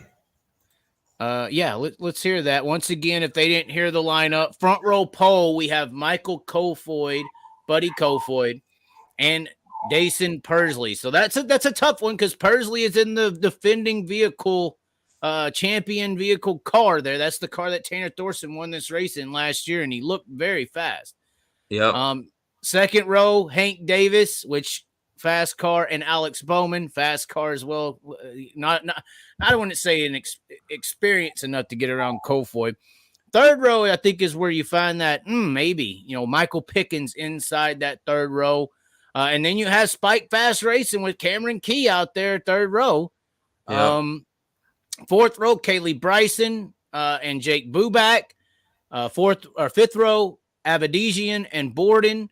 Kind of, some fast drivers, a little bit of inexperience in midgets on as far as Buback and Borden go. Ton of experience, not a lot of experience at the Chili Bowl outside of Bryson with Avedisian. And then Beeson and Baston in the sixth row. I think that's going to be the more intriguing thing to watch in that A-Main. It's only 30 laps. These 30 laps, they go very fast at the Expo Center, especially when you have the A-Main out on the track. And these are two guys that, prior to the night starting, we would picture up front, top 3, top 5 guaranteed locks. And you got Beeston and Baston in the sixth row right there behind Borden, Avedisian, Bryson, Buback. These are some kind of out-of-the-wall, crazy gun-ho drivers. And Beeson and Baston sitting right behind them there in the sixth row. Then you got Kinzer, Jordan Kinzer, that is, Kyle Jones, and then Lotimus and Zimmerman. Are those guys in, or what's up with? They just don't have Twitter, apparently. I don't know. According Kirk, to can you hear me? Wikipedia. Yeah, can you hear me? What's up, Kirk? Just listening. You're live on YouTube. Oh, good. Preston Latimus. That's Preston Latimus there. Okay. I have no idea who he is, Spridge. This guy's a book of knowledge here. He'll teach us some things about these people. He's a kid from East. He's a East Coast kid. Really? He won a USAC East Coast race at Lincoln. Okay. He's decent. But he's in that. So the ARDC guy? No, they don't really run much of anything anymore. He's sprint cars. He runs a sprint car. He's a micro East Coast micro kid. What's up with this Seymour Hank Davis connection? How'd that come along? Honestly, because Hank pitted up there when Hank's run the Chili Bowl before. He's a stud, actually. Yeah, he's good. Yeah, he when he was like 16, he came to Eldora in a Gertie and ran all over all the Toyotas. Like He didn't have enough motor to run the wall all the way around. He'd like run in on the fence. It was the year do you remember when Baston busted his ass and won really bad? Yep. That year he started way back and ran down and passed a bunch of Toyotas, and he was good. So they pitted right up front, like right up by KKM, but across where the short trailers are. Yep. And that's where Seymour's pitted. And like Mark Bush, who had the orange and white number 2 cars, they all pitted The up there 2 together. cars, yeah. Yeah. Yep. So when Seymour was gonna expand to 2 cars, I guess they put Hank in one. So he's a stud. Yeah, didn't Timmy Buckwalter run one of those cars? Yeah, they got 2 cars. Okay, because that car was very competitive. Yeah. Very competitive. And then so like Latimus, he's in a Mount Stout car, which is like the team that Jacob Denny ran for this year, and Chase McDermott. So they're a good team. So a lot of those, it's like, well, at least the team has experience. What an odd year with, certain people, no Clausen Marshall. There's some. Oh, he's back. Okay. Kirk. Oh, we got a question. Based on track schedule, which series would you personally run, DG? I'm guessing he's talking wing sprint car racing. I mean, the schedule for the high limit's good, but it's only 12 races, so I got to make money. I think that's with the Outlaws. If Percy could keep it clean, he looked good there in his heat race. He looked fast. So, and that's a fast car. Defending champion car. We're gonna have to see. I think the frustration with the Outlaws is just they ain't paid enough. If the Outlaws minimum pay was $20,000 to win, and this is just hypothetically situational, there would be no discussion for high limits. Well, all right. So Kirk Spridgen here, he's that head honcho over there at USAC Racing. So, he's. Well, they got issues over there too. If we want to talk about non-wing pay. Yeah. Well, but they got issues as well because of just fans. Look at what Huset's did, and the fans and cars didn't travel.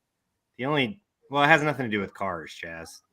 I said fans and cars, but yeah, but you can only spend monopoly money so long. At some point, it has to come down to the bottom line. Either you're bringing in enough money to support, the show you're putting on, or you don't. So, there are plenty of tracks on that Outlaw schedule who are strapped to be able to afford that Outlaw show. The big problem with a lot of facilities that purchase an Outlaw race to promote themselves is the margin is so small. They could lose a lot of money if it all went wrong, but they can't make that much because it's such an expensive show to. But there isn't technically a lot of tracks who do that, right? There's a lot of rental situations, and there's a reason for that. Yeah. Then the dilemma becomes the Outlaws take their cut now. Well, but they're able to do that as well because, once again, this is all talking about the streaming situation. So the Outlaws can supplement in-person attendance with the streaming attendance. Because they own it, yeah. Right. But again, there's a limit to everything. I think you can look at the Extreme Sprint Car deal this year as a prime example where you can sink a lot of money into something, but, streaming only covers up so much of a hole. Yeah, it just probably didn't make sense for them. And, they found out where their place is or not. And that's where they're at now. How about Crum? He fell apart in his heat race there. I was disappointed in his heat race. Now he's going to be. He's not a heavy track guy, and he's not really a top guy. Yeah. So, the later in the night it gets, kind of the better off he is generally, but he's got to get there. That's the biggest thing. Yeah, and Dom's had terrible luck, huh? In a way, same deal. That car isn't exactly a,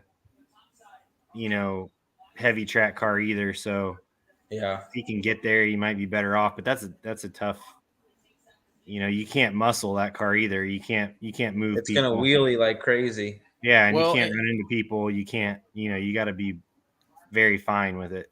And the last time that 47 did great, surprisingly, I thought, was with the guy who's leading this race is McCready.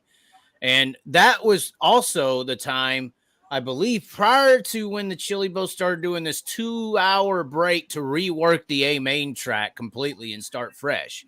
And And it was that last year that it went severely rubbered down, and they kind of let that track go in those years. But ever since it's changed, I see a lot of guys just not perform the same as they used to in the A-Main. And that 47 car, it's not going to work like it would back then on a fresh track. You know, it's been back and forth for as long as I've been going to the Chili Bowl for 20 years. I mean, Damian Gardner won it because everybody said they reworked it too much. It built a cushion right in the middle. Nobody could clear anybody. That was 15 years ago. I feel like they probably overcompensate from year to year, right? Like if it's rubber down the year before, they're gonna probably I don't agree with the Saturday night. The first half of the feature isn't very good, but right because the last 10 is usually good, but now it seems like it needs to be nearly 100 lapper nowadays. It's been back and forth over. I watched Tim McCready win in 06, and he rolled the bottom. Yeah. You can't do the that last no one more. that Tony Stewart run. So that was 06. Tony Stewart won in 07, and it was on the infield berm, slow as you could go. And then next year was the Borsch year? No, Borsch was before that. Okay. 08 would have been Damien, and that was when it was too heavy, quote unquote. And they were just on the cushion right in the middle. Nobody could clear anybody. So it's kind of just always gone back and forth. I will say, though, that prelim nights, I feel like better. They are, they get the track wider to start the heat races than they used to back quite a few years ago. I mean, it used to be the first heat races, half the field was still shoving the nose. If you could just turn and get under a guy off the corner, you were all right. But, that's probably the biggest change I've seen. Well, and that's why I feel like the C's and the B's on Saturday night are some of the best racing because the track is widened out. And it's really good. And I think it was, like I said, that last year, they also kind of ended the Swindell era when they started doing that big rework. And that was the year, I believe, the next year when they started doing these reworks was when they brought in MAV TV and they had to do that whole big break to wait for the live television to go green. And up until last year, I don't know if they're doing that this year. I don't know. They've been talking about how it's going to be on Flow and MAV or if they're going to do this big 2-hour break to wait for TV or whatever.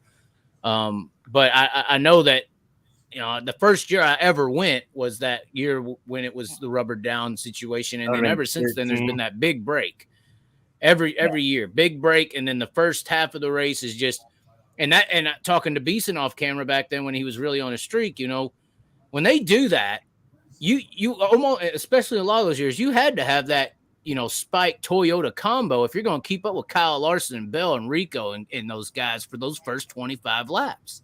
You can't do it. If you didn't have the best of the best, you weren't going to keep up with those guys when it's locked down like that. What's funny is that rubber down year has some of the most iconic highlights because that was the year Larson was kind of going against both Swindells. You don't show the highlights of the back half of the race. That's when he spun it out, right? Yeah. But, I mean, those highlights, you've seen those highlights a million times. That was just the first half of the race. Right. Yeah. I was there for that one, Turkey Night last year, obviously caught a lot of hell. If it was a 50-lap race, it would have been like one of the greatest races of all time. Problem was it's 98. So, yeah. Right. Yeah, those long races are tough. That's for sure. People say, how do you feel about Tim's ultra talented? Probably could win any race that he enters in. He's young. We'll see what kind of career he has. Why does Brittany Gravel want me to sing? What's up with this? Have y'all been listening to my Spotify too much? What's going on here? Is it your birthday today, Spridge? Yeah, buddy, it is. Thanks. And you're on here talking to me on your birthday. Yeah, 9:38 p.m. So where'd you go to dinner? Happy birthday, Spridge. Happy birthday. I'm at home. Supposed to wrap it? All right, you're at home. Didn't go to Tulsa, nothing. I know. Usually go to Tulsa for the first couple days. Yeah, I skipped out this year. Everybody. Oh, we got a big flip. Oh, big wow. Wreck. Who is that? Just went. Colton Hardy. Wow, I see the monster. Top of the cage is already bent. I saw while he was flipping. Damn, that was bad. Yeah, that was really bad. Had a couple monsters. There's tonight. 2 mains in the feature. You've had a couple monsters tonight? Is that what you're saying? No, I flips, monster flips. Oh, okay. Yeah. I heard that there was an energy drink issue in the Brady Bacon. David, Ping area. what year was your first Chili Bowl? Was that Leffler was the year Leffler was on the Keith Coons team. 11? Rico? I don't know. First year of Toyota. 10. No, it might have been 11. It might have been the following January 11. Yeah, whatever that was my first one. Keith Coons with even Bud Kading was with us, kind of with the BZ on the side. Yeah, the red 2. Yep. You think it was 10 or 11? Must have been 11. Yeah. Yeah, that was. You went good there, David. Especially in that 76. You really fit it well. It really rolled the top. It looked like it fit a wing guy better, those cars. Yeah. You know what I used to always have to yell at David? Get off the brake. Yep. I'd always push the nose. He loves that brake. Can't get it. Got to get off of it in the midget. Why is that? Because doesn't it help squat the car? No, it just will push the nose. And when it's like slick, you could use the brake. But when it's heavy, like in the heat race, if you hit the brake, you just push the nose. Oh, I've heard a lot of the good guys, they drag it on the cushion. Yeah, I don't know. Keep it from biking up. Well, I mean, obviously, you see, David's a wing guy. That's a wing prevalent habit. Right. I mean, you can in the midget, but sometimes it gets. Oh, they got a replay of this wreck. That was a big one. Wow. Man. Wow. And see, that's what would have happened to Pickens in that heat race if he wanted to clear that guy. Yeah. That's exactly the move Pickens pulled in the heat race, and it cleared that guy, luckily. Yeah, that was a hard hit, man. That's about as fast as you could flip, I would say. So, Kurt, what do you think? Who's going to get Kofoid and Persley off the front here? I mean, Beeson and Baston, I would have thought could, and Pickens, but I mean, Pickens is within striking distance, kinda, but it's going to be hard to get Kofoid and Persley off of those top 2 spots, or top 3 for sure. Yeah, I mean, front row Pickens, as good as Baston looked last night, but then he hasn't looked very good. He's tonight. too deep.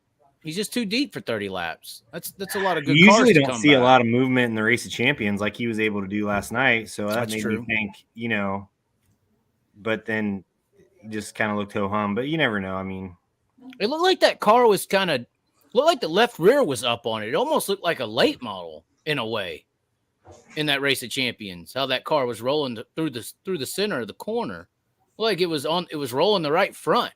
Looked weird. Justin Grant had the tune-up on it. I don't think so. No? I don't know. Did I hear that was Grant's indoor car from before and he's not running it now? Yeah, I think Grant has a new car and Baston's got the car from last year or something. Yeah. So, I'm not really sure. I didn't talk to him. I talked to Matt a little bit last week, but I know Tima's got that Ford in there or whatever. Yeah. The only thing I talked Did they to run Matt that about, Ford? Just Tima's. Just Tima's. They ran it at the DuQuoin indoor race too. The thing I talked to Matt about was Bovada posting betting lines for Chili Bowl. Really? Did you ever bet on Bovada, Dave? No. We used to bet basketball games and whatnot on there. Is that they really actually have lines? Yeah, but they don't know what's going on yet. So today they kind of had mixed up lines, and it was unclear whether it was just for tonight or for the full week because they kind of had a mix of. They're ignorant to the sport. Yeah, they don't know. They don't have any idea. So it'll be interesting. Today was the first day it was up, and I mean, Kofoid was at plus 2,000. Oh wow, somebody's gonna make some money. So. That's 200. You bet plus 200 plus 2,000. That's $10 bets. $200. So if somebody put $100 on Kofoid, that's $2,000. Yeah. And you think that's just for tonight, or you think that's for Saturday? That's the question. That's what he's saying. It looks like it's for tonight, but we'll see if it pays. Wow. Yeah, I mean, if it But pays, Bovada's- they gonna learn the sport real quick. Bovada's They gonna offshore, and I've gambled a lot of basketball there in years past, and it's always, I've always gotten my check. But Interesting. check always came DHL. Oh wow. So is Bovada? It ain't like DraftKings where you just get paid on direct on a button, or what is it like? It's different. It ain't like the AMGM Grand or No. any of those. Okay. No, it's way different. They were doing a lot of Bitcoin stuff, Oh wow. well. but That's you can get paid by check too. Yep. Okay. Well, I've been saying it. That's the one thing that could be holding this sport back a little bit is the ability to integrate gambling. So Yeah, no, it'll be interesting how that. once any sport goes mainstream, it gets gambling involved. Like I talked with Cody Summer about this, and obviously he does Dirt Draft, owns Dirt Draft with Jacob there, and obviously, they are looking to potentially go into the gambling ways because it's basically it's DraftKings with dirt cars. That's what they got going on with Dirt Draft. They got the fantasy setup, and he's like, the issue is that Dirt just doesn't have a proper vetting organization to keep people from pulling shady shit. If David Gravel wants to make, or he knows somebody in California that wants to make 10 grand a night, and the bet is David Gravel top 10 plus whatever, I mean, it's too easy to slip a word in this sport right now. Yeah, I mean, that's one thing on our end. I mean, there's, FIA involvement or whatever on that. So I don't know. It'll be interesting. And yeah, that's a slippery slope, I'm sure, right? Yeah. When you say FIA, what do you mean? You got FIA or like we're talking so about FIA is Formula One. Yeah. Well, in North America, the FIA organizations are NASCAR, IndyCar, NHRA, SCCA, and USAC. Okay. So that's it's where we get dragged into a lot of other stuff. Why we're involved in so many different things, right? Because of the FIA affiliation. And so does Penske own USAC? No. Okay. USAC's a 501c3. Okay. It still is a nonprofit? Yeah, with a board of directors. Okay.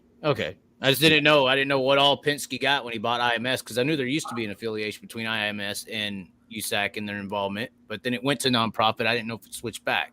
It always was. It was just USAC did a lot of work through IndyCar and the Speedway. I mean, that was USAC's cash cow for a lot of years as they got paid to run events for IndyCar and especially for the Speedway. So that was kind of the way that they survived for a long time. And then when that went away, it started to decay pretty quickly. Right. So there kind of had to be something to fill that void. Right. And I remember looking into it and seeing it was 501c3, but then somebody told me it ain't anymore. But if it still is, that's interesting. Yeah. Spridge, how's your pool looking so far this year? I'm doing all right. Doing all right. I run one on a pseudonym just to see where it ends up. Yeah. So how many pools you got in it this year? I do two. I have two. Just two. Yeah. That's cool. Try to make a little money on it. Yeah, I had a bad night last night. We're just doing a little pool with our family. Everybody gets 5 picks. We did snake draft. I did terrible last night. I was embarrassed. Ouch. Yeah, but tonight's looking a little bit better. But I picked Damien, and he's been cursed here the last couple years. And it seems like he wasn't cursed tonight. He did the doing tonight. Yeah, and he got a lot of luck to get where he is too. Yeah, to be even have a chance.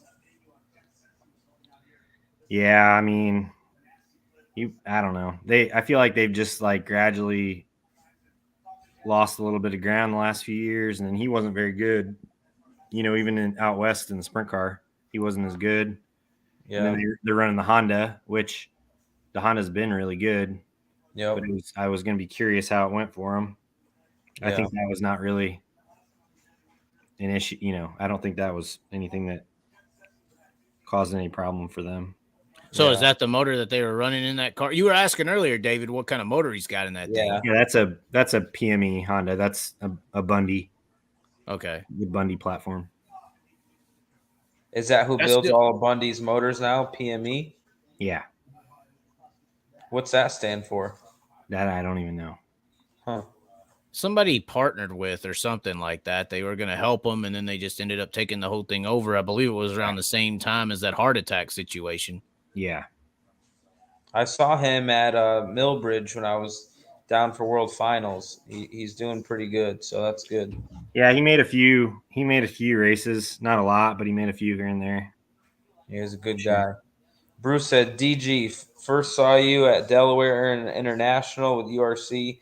Been a fan since. What's your opinion of World of Outlaws running a race there? Man, Delaware International, I don't know what it looks like nowadays, but the Outlaws used to race there. It's right next to a drag strip. I remember in like 07, they still raced there, but never got to run an Outlaw race there. But that was my first legal winning URC race win was there. I'm going to take a pee break real quick. Don't take me off here, Gravel. Yeah, who knows? You might get booted off. Oh, you better not do it. What's on the track? B main 2? Second B main, yeah. B main 2. All right. This one a little softer. How the hell Robert Bell made a qualifier? He finished 5th in his heat race. I mean, so if you do the math, 40 spots make a qualifier, 8 heat races, 40 divided by 8 is 5.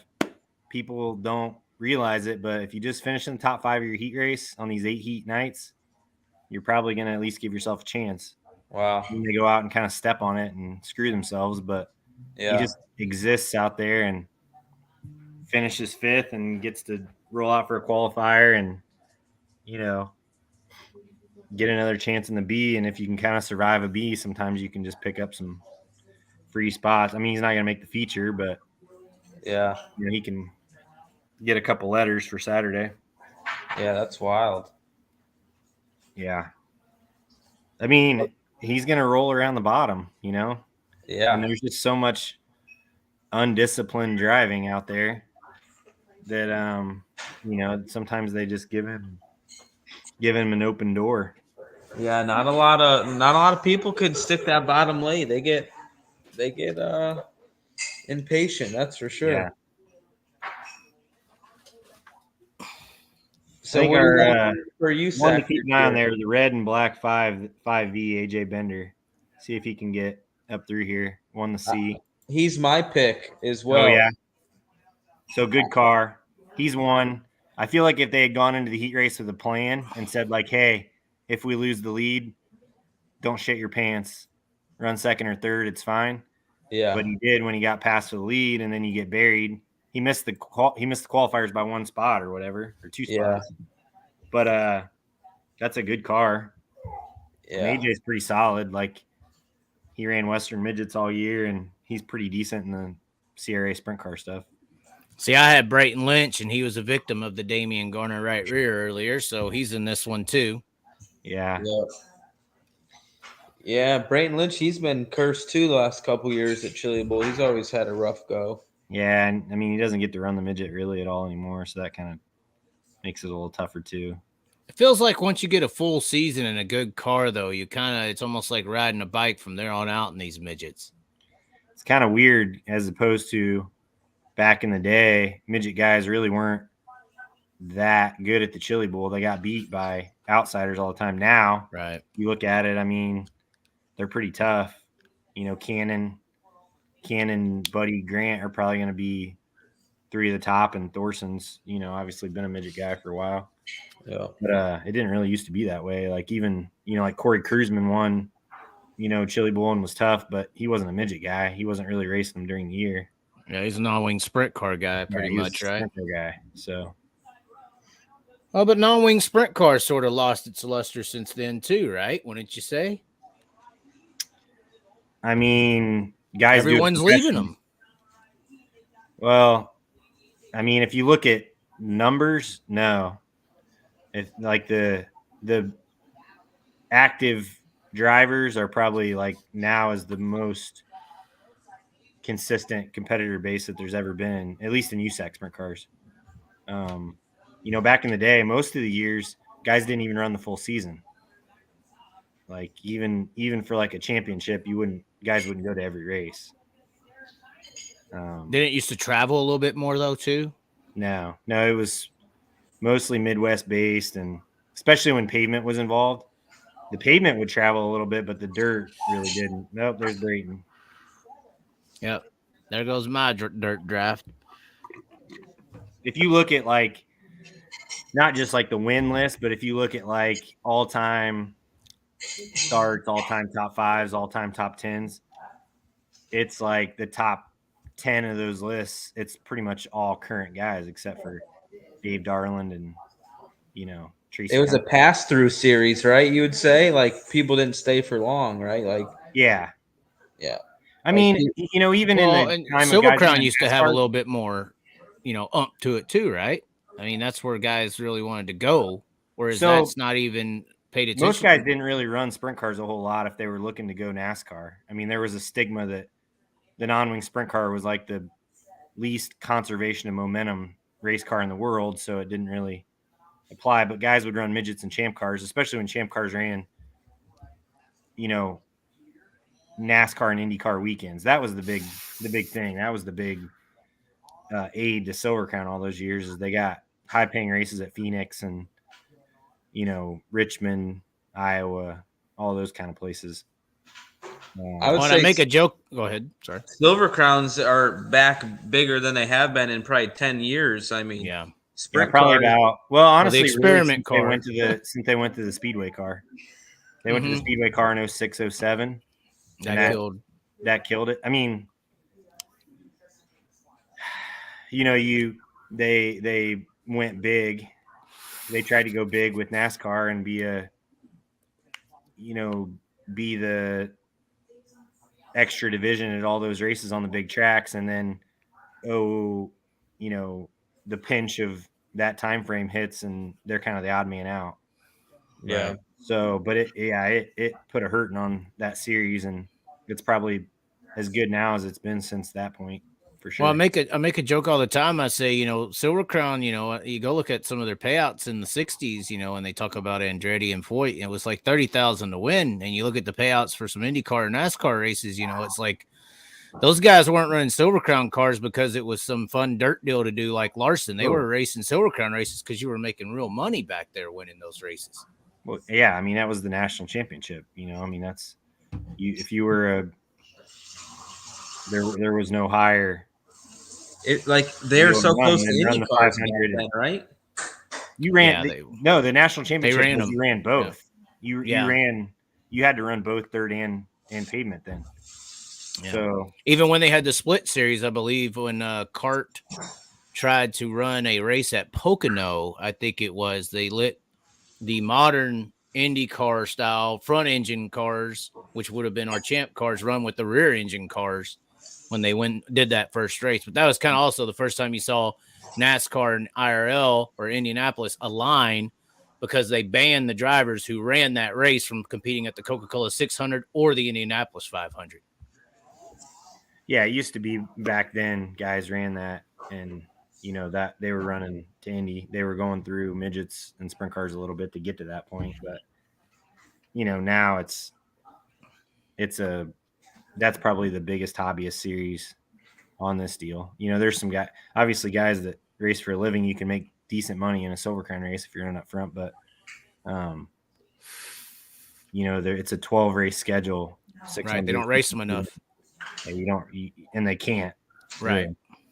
Right. Yeah, I think it's in a good place right now, the Silver Crown. Yeah, no, it's as good as it's, like I said, 15 years, it's as good as it's been. Yeah. Man, Damien's driven by Mariah Eade here. Yeah. Our picks are racing here, David. So the red 3 there. Yeah, who is that? He's been impressive. Darren Nida. That's him and Cody Swanson are teammates. That's a 3-cylinder. What? Really? That 3 car what? is a 3-cylinder. 3-cylinder. What kind of motor would that be? The guy who owns it built it. So it's a custom motor. Dan Banks is his name. 3-cylinder. Well, that 3-cylinder is hammering down on these Hondas and Toyotas right now. It's working. At the Chili Bowl, Yeah, just just like that Scott Evans car.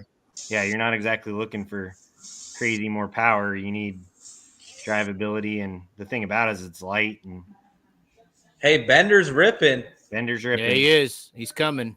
He's got 6 to go here. I mean, he's got the transfer. He's just got to. Yeah, he's in the transfer. That's a good race car, David. Well, we just got to breathe. Isn't that owned? I was talking. Dave. Yeah, just breathe. Just breathe for me, AJ. I'll tell you what. If he touches that 15, that's a Edwards. He'll be banned from the building tonight. If he's down there, that's his own fault. He needs to his momentum and not screw this up. Mariah better move up, or she's just not comfortable. But she could get herself in trouble here. I think she's trying to roll her way just into the A. I would say they probably sent her out there with that game plan of, hey, you need to stick the bottom and let the cards fall. Yeah, man, Damien's car's not very good. No, there's Edwards. That 3-cylinder is going to win this damn race. He's a talented kid, racing family from Michigan. And is that really Dane Nida's kid? Yeah. Yep. And he's been really good in micros, and I think he just moved into sprint car stuff. Yeah. But I remember his dad. He's pretty good. Yeah, pretty solid.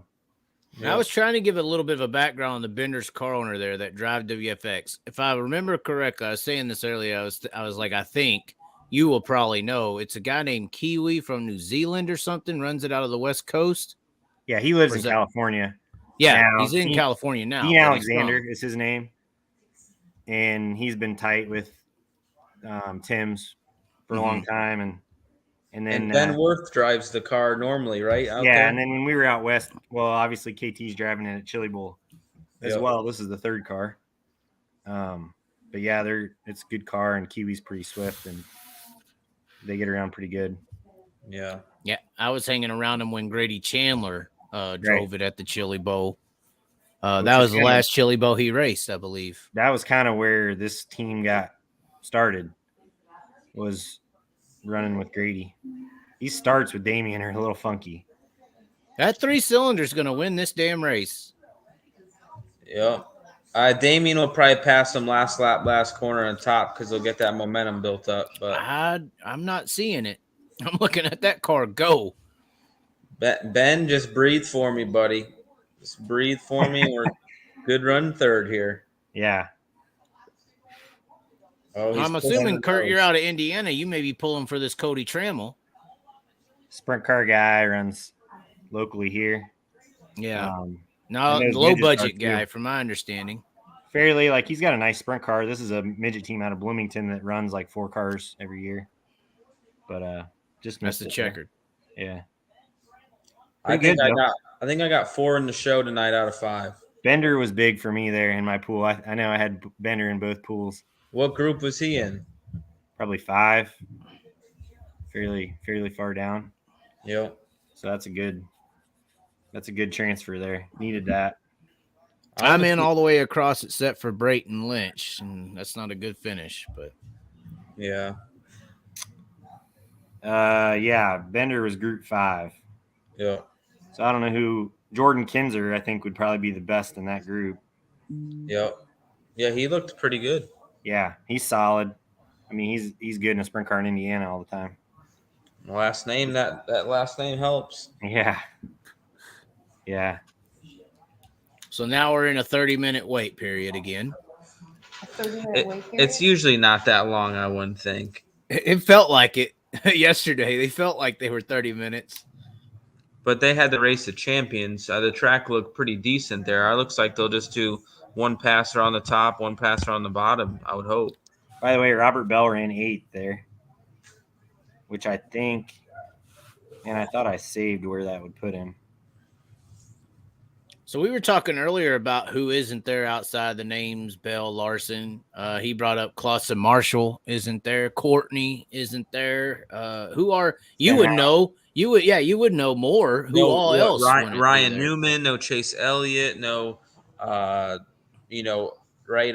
Justin Allgaier, right? He's been there What's for Yeah. what's the NASCAR guy who was running all the time? Does the podcast for Dale Jr. Works with them. He's been running the last few years. The dude who said or his dad said the N word and he got in trouble at Indianapolis, or he had the sponsor there. The Corey LaJoy.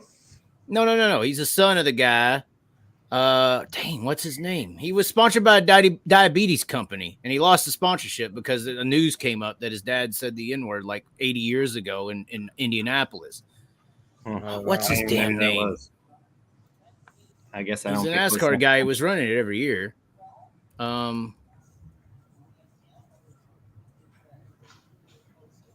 But do you see a movement here, Spridge? You think it's just a lot of coincidences for this year, or what are you feeling? I mean, the fallout from this year will probably be that'll probably tell the story, Yeah. I don't know the numbers out there. It's kind of it's hard to know. I mean, I'm telling you, we run a midget race right here in our backyard at IMS, and it doesn't make money. Really? So it's hard to.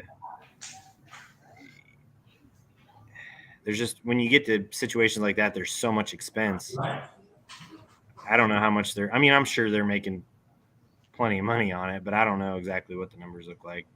Yeah. Sorry, there you go. Sorry, Connor Daly. So I was thinking of. Oh, right. Yeah, you had some of those guys. Jesse Little ran last year, and it feels like some of those guys aren't running. But there's always been some of that. It's just never been quite the high profile guys. Yeah, but not having Bell, Larson, and Sunshine. I mean, those guys probably won a majority of the prelim nights the last couple of years. It definitely opens up. It opens up the door for a lot of people. Like the Race of Champions. When do you ever remember them having to give invites for the Race of Champions? Yeah, no, I mean that deal's always been a little funky anyway. They kind of had because the car owner could have a spot, but the driver wasn't the guy in that car. So I mean, but it's definitely it feels different to me. Yeah. There's Seymour got their crash cart ready to go. That Northeast team, man, they got their stuff together. It's impressive. Yeah, I've always been trying to get them to run a little bit more, and now this year they ran a pavement midget. They ran a pavement midget, and then they got a pavement sprint car too. Yep, I did see that. They're kind of seems like pavement's coming back a little bit. And I don't know if y'all saw it this week, but it's like Dale Jr., Jeff Burton, Trackhouse, and Kevin Harvick bought the Cars Tour, which is the premier short track late model series in the country. And I've always said, as bad as dirt is as far as respect for our drivers, at least there's a segment of fans in America who view a World of Outlaw driver such as yourself, David, as the baddest sumbitch in the world, behind the wheel. Whereas if you're a short track late model star, in that realm, you're no matter how good you could be, you're still going to be lower on the totem pole in comparison to a NASCAR driver. It's all asphalt in a circle. How important do you think it is for USAC and asphalt divisions like that, the Silver Crown stuff, the midgets, the sprint cars, to get some more clout? Because it seemed like the clout fell off for the asphalt performances as well, not just cars or things along those lines. The fan base didn't really seem, to stay with it for some years. I mean, it went down across the board. A lot of, if you look at USAC in particular, or even the short track asphalt, period. So, I mean, when NASCAR blew up, it hurt all of them. I mean, quite frankly, USAC got hit hard because not only could NASCAR not supplement running them as a support division at Richmond, Phoenix, Iowa, places like that, they also took K&N as the series sponsor. Right. I mean, so there were a lot of, and if NASCAR didn't own you, they didn't want you there. That hurt across the board. Yeah. I mean, they had the K&N series, right? Literally took K&N. And they bought ARCA, Yeah. So they had East and West. They put K&N on it. Well, then they wanted to run those divisions there. So it kind of pushed everything down across the board. It not only hurt NASCAR, it pushed all of them down. Well, and see, that's my theory And, to what happened. and asphalt never made sense. That's the hard part is, you go back to even the best pavement races. Let's say the night before the 500 midget race, it was the least cost efficient or it made the least sense of any race in the world. I mean, when the night before the 500 was at its peak, every pavement midget team was testing 3 times at IRP to run that one race. And the race most years paid like $5,000. So it's not like it was a major race, but it looked like a big deal because there were a lot of cars. They were stout fields. But Fans. There were a lot of rich families spending a lot of money in it for a while, and then killed the little teams. 08 hit. I mean, and it chased a lot of those out, and so a lot of that all happened at the same time. Right, and I saw it's hard to get that back. Well, and I almost seem like what you're explaining there is almost kind of what I don't want to say 100%, but the national midget scene national midget scene sort of suffers from too, in a way, because you have a few powerhouse teams that are supported and are going to spend an unlimited amount to run well. And it's hard for a regular midget team to think of competing with them on a week in and week out basis. They'll go to the Chili Bowl because it's a vacation. It's an experience. Well, there aren't local midget races. That's the difference. The difference is that everything is national. When I was a kid, USAC didn't have lesser teams. They were still super teams. But you could go run Neymars. You could go run Badger. There were local, regional, smaller level clubs that places could run. But now it doesn't matter where you want to run a midget. It's the same competitor base. You can't just go run a midget. Whereas, let's say you're a wing sprint car. You're running a wing sprint. Well, yeah, you can go get your ass kicked by David, but you could also go run a local show. You could go run Chillicothe, and there's going to be 20. Go run Moa. You got a lot of options, but in midgets, all those small options went away. It's really the thing with pavement too. I mean, if you go back in time, there was a time when there were Neymar's midgets that ran on pavement in a regional series. There were a couple tracks that ran pavement midgets. Those went away. It just decayed the underbelly of the competitor base, and you can't withstand a whole sport on just the guys who follow the highest series. That's the problem with midgets now is, in reality, there are more teams that follow, let's say, the USAC midget schedule. There are more teams that follow that than there have ever been in the history of midget racing. But there aren't local clubs, local tracks, regional series like there used to be. Well, and that sounds very similar to what they deal with the World of Outlaw Sprint Car Series, and why you have to schedule 70% of your schedule around PAs and Ohio's and, beds where 410 cars are. That's what midget racing was 25 years ago. It had really strong pockets, but those went away. I mean, when I was a kid, Angel Park Speedway in Wisconsin, their locals could beat USAC. Right. It was like, it would be like Posse versus Outlaw. I mean, Dan Borst was the king of Badger, and it was tough to go in there and win. And that's probably one of the only regions left outside of Indiana that has a strong, and that in California has a decent midget crowd. But it's not. It's not what it was. I understand, but that's probably competitor-wise, it's not anything like it was. Right. If you go back and look at Chili Bowl results from the 90s, Angel Park guys were badass down there. Like, they ran up front a lot. I mean, even regular Joes who ran Angel Park every Sunday night and hardly ever traveled, they'd go to the Chili Bowl and they'd make the Saturday 9A main. I guess their hitter now would be Daniel Robinson. Didn't he win DuQuoin? The 57? He's not a bad. I mean, he's a. Well, but he races micros more than he races a midget. Well, but he's from Wisconsin, I think. No, he's from Southern Illinois. Okay. Yeah. Sorry. He's gone up there a little bit because he races for a guy. The guy that owns that car that he ran DuQuoin is a Wisconsin car owner. He's an old school Wisconsin car owner, but there just aren't very many up there anymore. Well, there ain't many car owners, period, anymore. That's a bigger issue as well. I mean, again, Badger used to be a really solid bunch there when midget racing. Again, it's tough because when people ask me about midget racing, so the races that I work, not that many years ago, we had like a 18 race schedule and had to supplement quite a few of those races. Didn't have anybody, the year Tracy Hines won the championship to complete his Triple Crown, we only had him and Kevin Thomas Jr., I think, that ran every race. Mm-hmm. And years Really? before that, Jeez. there were plenty of years where, nobody ran every race. Right. Now there are Yeah. more than ever. The problem is there's just not that next tier down where guys are going and just running local races. It's the complete opposite of what we have in sprint cars around here. Well, but those kids ain't renting those rides to run local races either. Right, but that, Well, I mean, but if that used to be what they weren't kids, they weren't.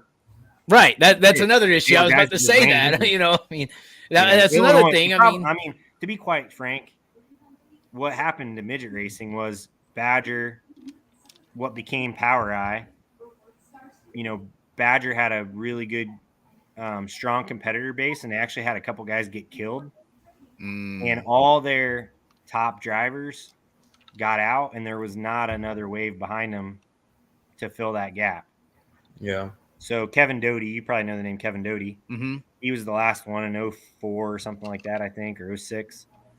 And they'd had a little stretch there where a couple guys had gotten just either messed up bad or killed, and all those guys got out. So Badger was a shell of itself. And Power Eye wanted to expand, and instead of racing just around St. Louis and running the short tracks of Illinois that all those guys like to run, they tried to started go to up. travel more. All those guys got out. They were the young guys were my age, at that point. And they all got out because they didn't want to go to Lucas Oil Speedway or wherever. They wanted to run Little Belleville, Macon, Jacksonville, those tracks. I mean, all respects. I mean, midgets away. are pretty. I mean, when I ain't never been to a Four Crown until this last year in person. I've obviously watched it. I've been to Eldora several times, but never went to a Four Crown. And I'll be honest with you, watching those midgets going around there is pretty damn like you. I mean, you watch it just going through the corner. I mean, it's not no fuck around situation. That is a very dangerous situation to be in one of those cars on that race. There's not a lot of room in them anymore. That used to be like the reason that people look to USAC midget racing for the next superstar is because, you had to be really good on short tracks, twitchy, competitive, banging wheels, but then you also had to go to Eldora, lock your wrists, keep it perfectly straight, and just be braver than everybody else. Or the craziest amount of situation I've seen is those damn cars at Phoenix on the asphalt. Same, yeah. That was crazy. Midgets on asphalt running. What was they running like 140? What, And a Phoenix and stuff, right? Was Phoenix the sketchiest track for him? I think Phoenix is probably the sketchiest because of the shape and lack of banking. Yeah. They went faster at Pikes Peak in Iowa, but they were rounder and banked.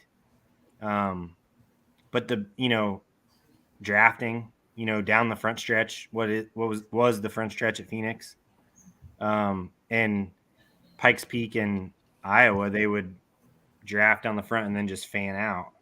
Right. As they got crazy stuff. That dog leg always made Phoenix crazy. Yeah. I mean, it just made Phoenix crazy. But that you had to take some cojones back there. You had to take some cojones.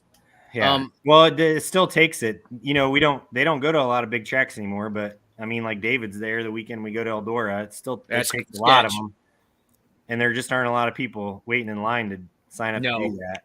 No. Well, I think the non-wing sprint cars are the most sketchy to rip the top because, midgets are as well, but I feel like a lot of the guys that are real good there in the midget race bigger cars and it probably doesn't feel as fast. But, I mean, a non-wing sprint car there is, a Silver Crown car is a little bit slower, I feel, and a little bit lazier. But, man, that non-wing sprint car, you got to have full commitment to do. To me, the only thing though at Eldora, you have no compartment room is you in the don't midget. see that might be better. You think so? Down in a tight little ball, and Yeah.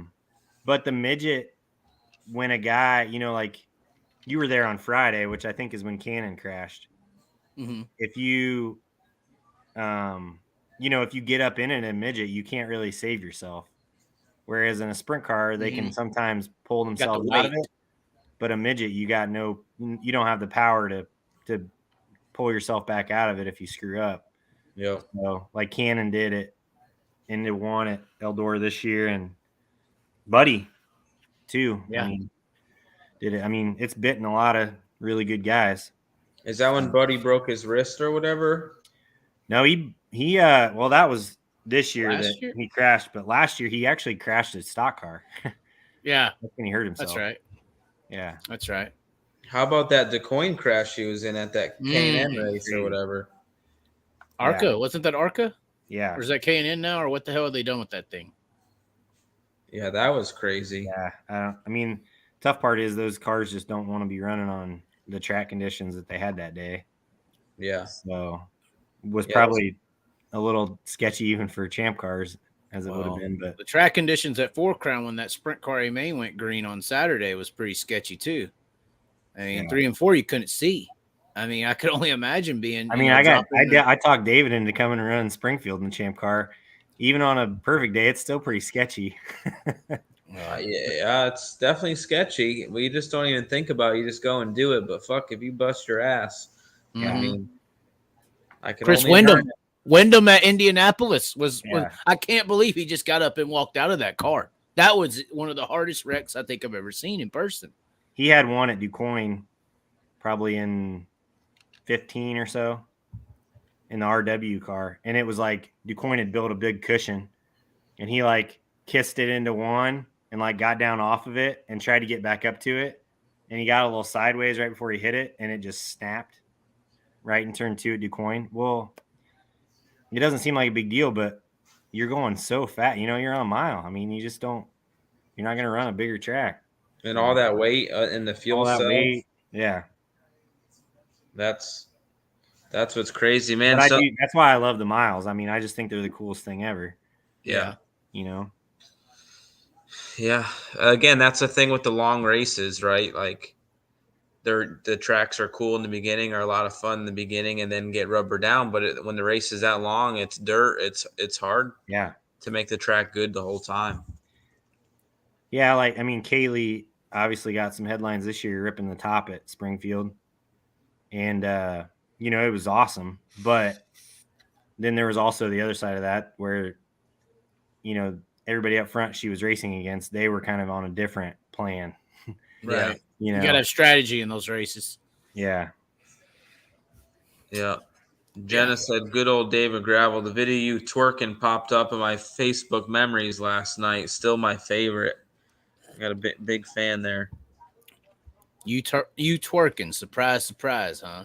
Yep. I do that once in a while. Larry South says, DG, what was your most dominant race ever? How does it add up to Sheldon's at Ironman?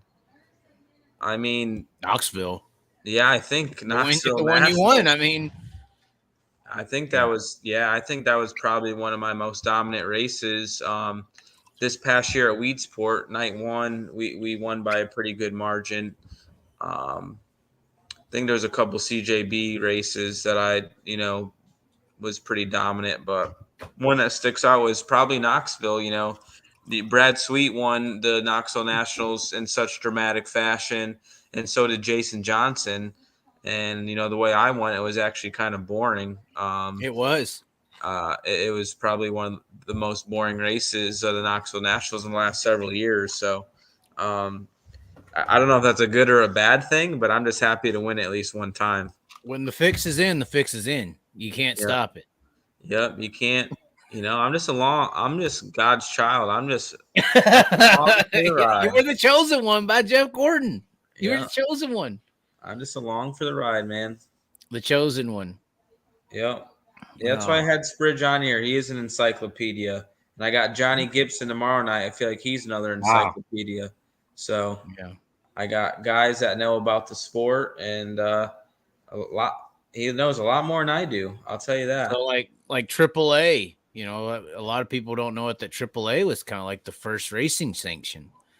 And then they had that big wreck. Was it Le Mans where the car went up into the crowd or killed a bunch? Yeah, Le Mans went up and killed a bunch of people. And I believe that's when USAC was formulated, was after USAC or AAA dropped the racing sanctions. After that happened, it killed all those people. That's why USAC was started. Yeah. Oh, right. wow. So Yeah. Chaz, the End of 1955. Uncle Bone says Connor Daly never ran NASCAR. He said it was Brian Vickers you thought of. No, Connor Daly he runs. But his dad, Chaz car. was right. He just said, except for the part of him saying Connor Daly was a NASCAR driver. Yeah. The whole story is right, other than he wasn't a NASCAR driver. I think Connor Daly ran a couple races, I think. Yeah. Yeah, he's a couple races. He's an IndyCar driver full time. Yeah. But he does a podcast for Dale Jr. now for the IndyCar scene. That Dirty Mo Media or whatever, right? Yeah, Dirty Mo Media. He does an IndyCar deal, which I may be doing a dirt deal for him right now. I'm not going to drop that news just yet, but maybe I could be the Dirty Mo podcast. I mean, you're a shoe in. You're a shoe in. You just got to call Mr. H. Yeah, we'll see. Matt Johnson, what's going on? If you're just joining, we're waiting here for the A main. We got guys in their cars, so that's a good sign. It looks like they tilled about 2-3 lanes of the top up earlier. Probably just put Robert Bell in the F main. Is that his best ever? Probably. That's got to be his best ever. There's no doubt. Well, he probably probably didn't put anything new on the car this year. He just he's just fine tuning what he's got. So, Kurt, since you're such an encyclopedia, dirt on it from whatever that last race was. Go ahead, Chaz. I was just curious. I did a lot of studying on the sport. Obviously, I've looked into it a lot, studied it a lot. Historically, dirt racing wasn't such a unknown thing. The Syracuse, you had big blocks at the Syracuse Mile on ABC. You had the Eldora race, you had dirt racers well known in historical fashions. We mentioned Phoenix, NASCAR Southwest Series at Phoenix in the 90s, where there's the one video with the Ron Hornaday or Ken Schrader or whatever broke his arm. He's famous or whatever, and still raced the race. And there was like 50, 60,000 people in the stands for a regional series in the 90s. You were talking about the NASCAR fall, and that's why some of the filler series or tag along series like Silver Crown Midgets on Richmond and stuff like that went away. I equated when I studied the sport as to why the dirt racer lost their fame was when one sport, in NASCAR in particular, took over the mainstream attention. And from the mid 90s, when Cole and Rowdy became reality with Jeff and Dale, it just took over everything. ESPN Speed World used to show every form of motorsports to the public, and then it just switched to NASCAR only. I'm just curious on your opinion on that. I mean, if you know the sport, you know what I'm talking about in a way. I mean, David Gravels historically used to be pushed in front of national audiences week in and week out. Not just a Thursday Night Thunder, but an ESPN, ABC style situation. What do you think the situation is in today's world? Because honestly, the bigger issue I think with our sport is that people don't even know it exists. And historically people knew it exists, and that's why we got sponsorships, because we used to reach people, and it wasn't just because somebody liked you. Or tied to some NASCAR corporate sponsor or something like that. You got sponsored because you were a well-known name and you reach people. And that's why people traditionally used to sponsor cars to get their name out, to build a brand. So I'm just curious, when you look at, kind of the historical factors of the sport, what do you think changed some of those things? Do you think the rise of NASCAR kind of outshadowed everyone else? Even IndyCar experienced that a little bit with the split of CART and IRL, which in my opinion was induced by Formula One. But I mean, there's a little bit to that, but I mean, you look at the trend of society going away from automotive interests in general. I mean, you're automatically fighting that uphill battle. And I mean, let's be honest, the type of racing that we are most interested in is not is not a familiar concept to a normal person. It's not a normal car. It's not even a dirt bike that they could. But when you show new people this car going around the track, it does. I mean, they like, what the hell is that? That looks badass. Oh yeah, I mean, anybody. But for anybody some I've reason, ever they're not taken- seeing it. You know, Anybody I've ever taken. Well, I mean, that's life now in general. I mean, it's easy to get lost in the shuffle of the million different things that go on, and that's if you look at the time frame you're talking, I mean, that's a big part of it too.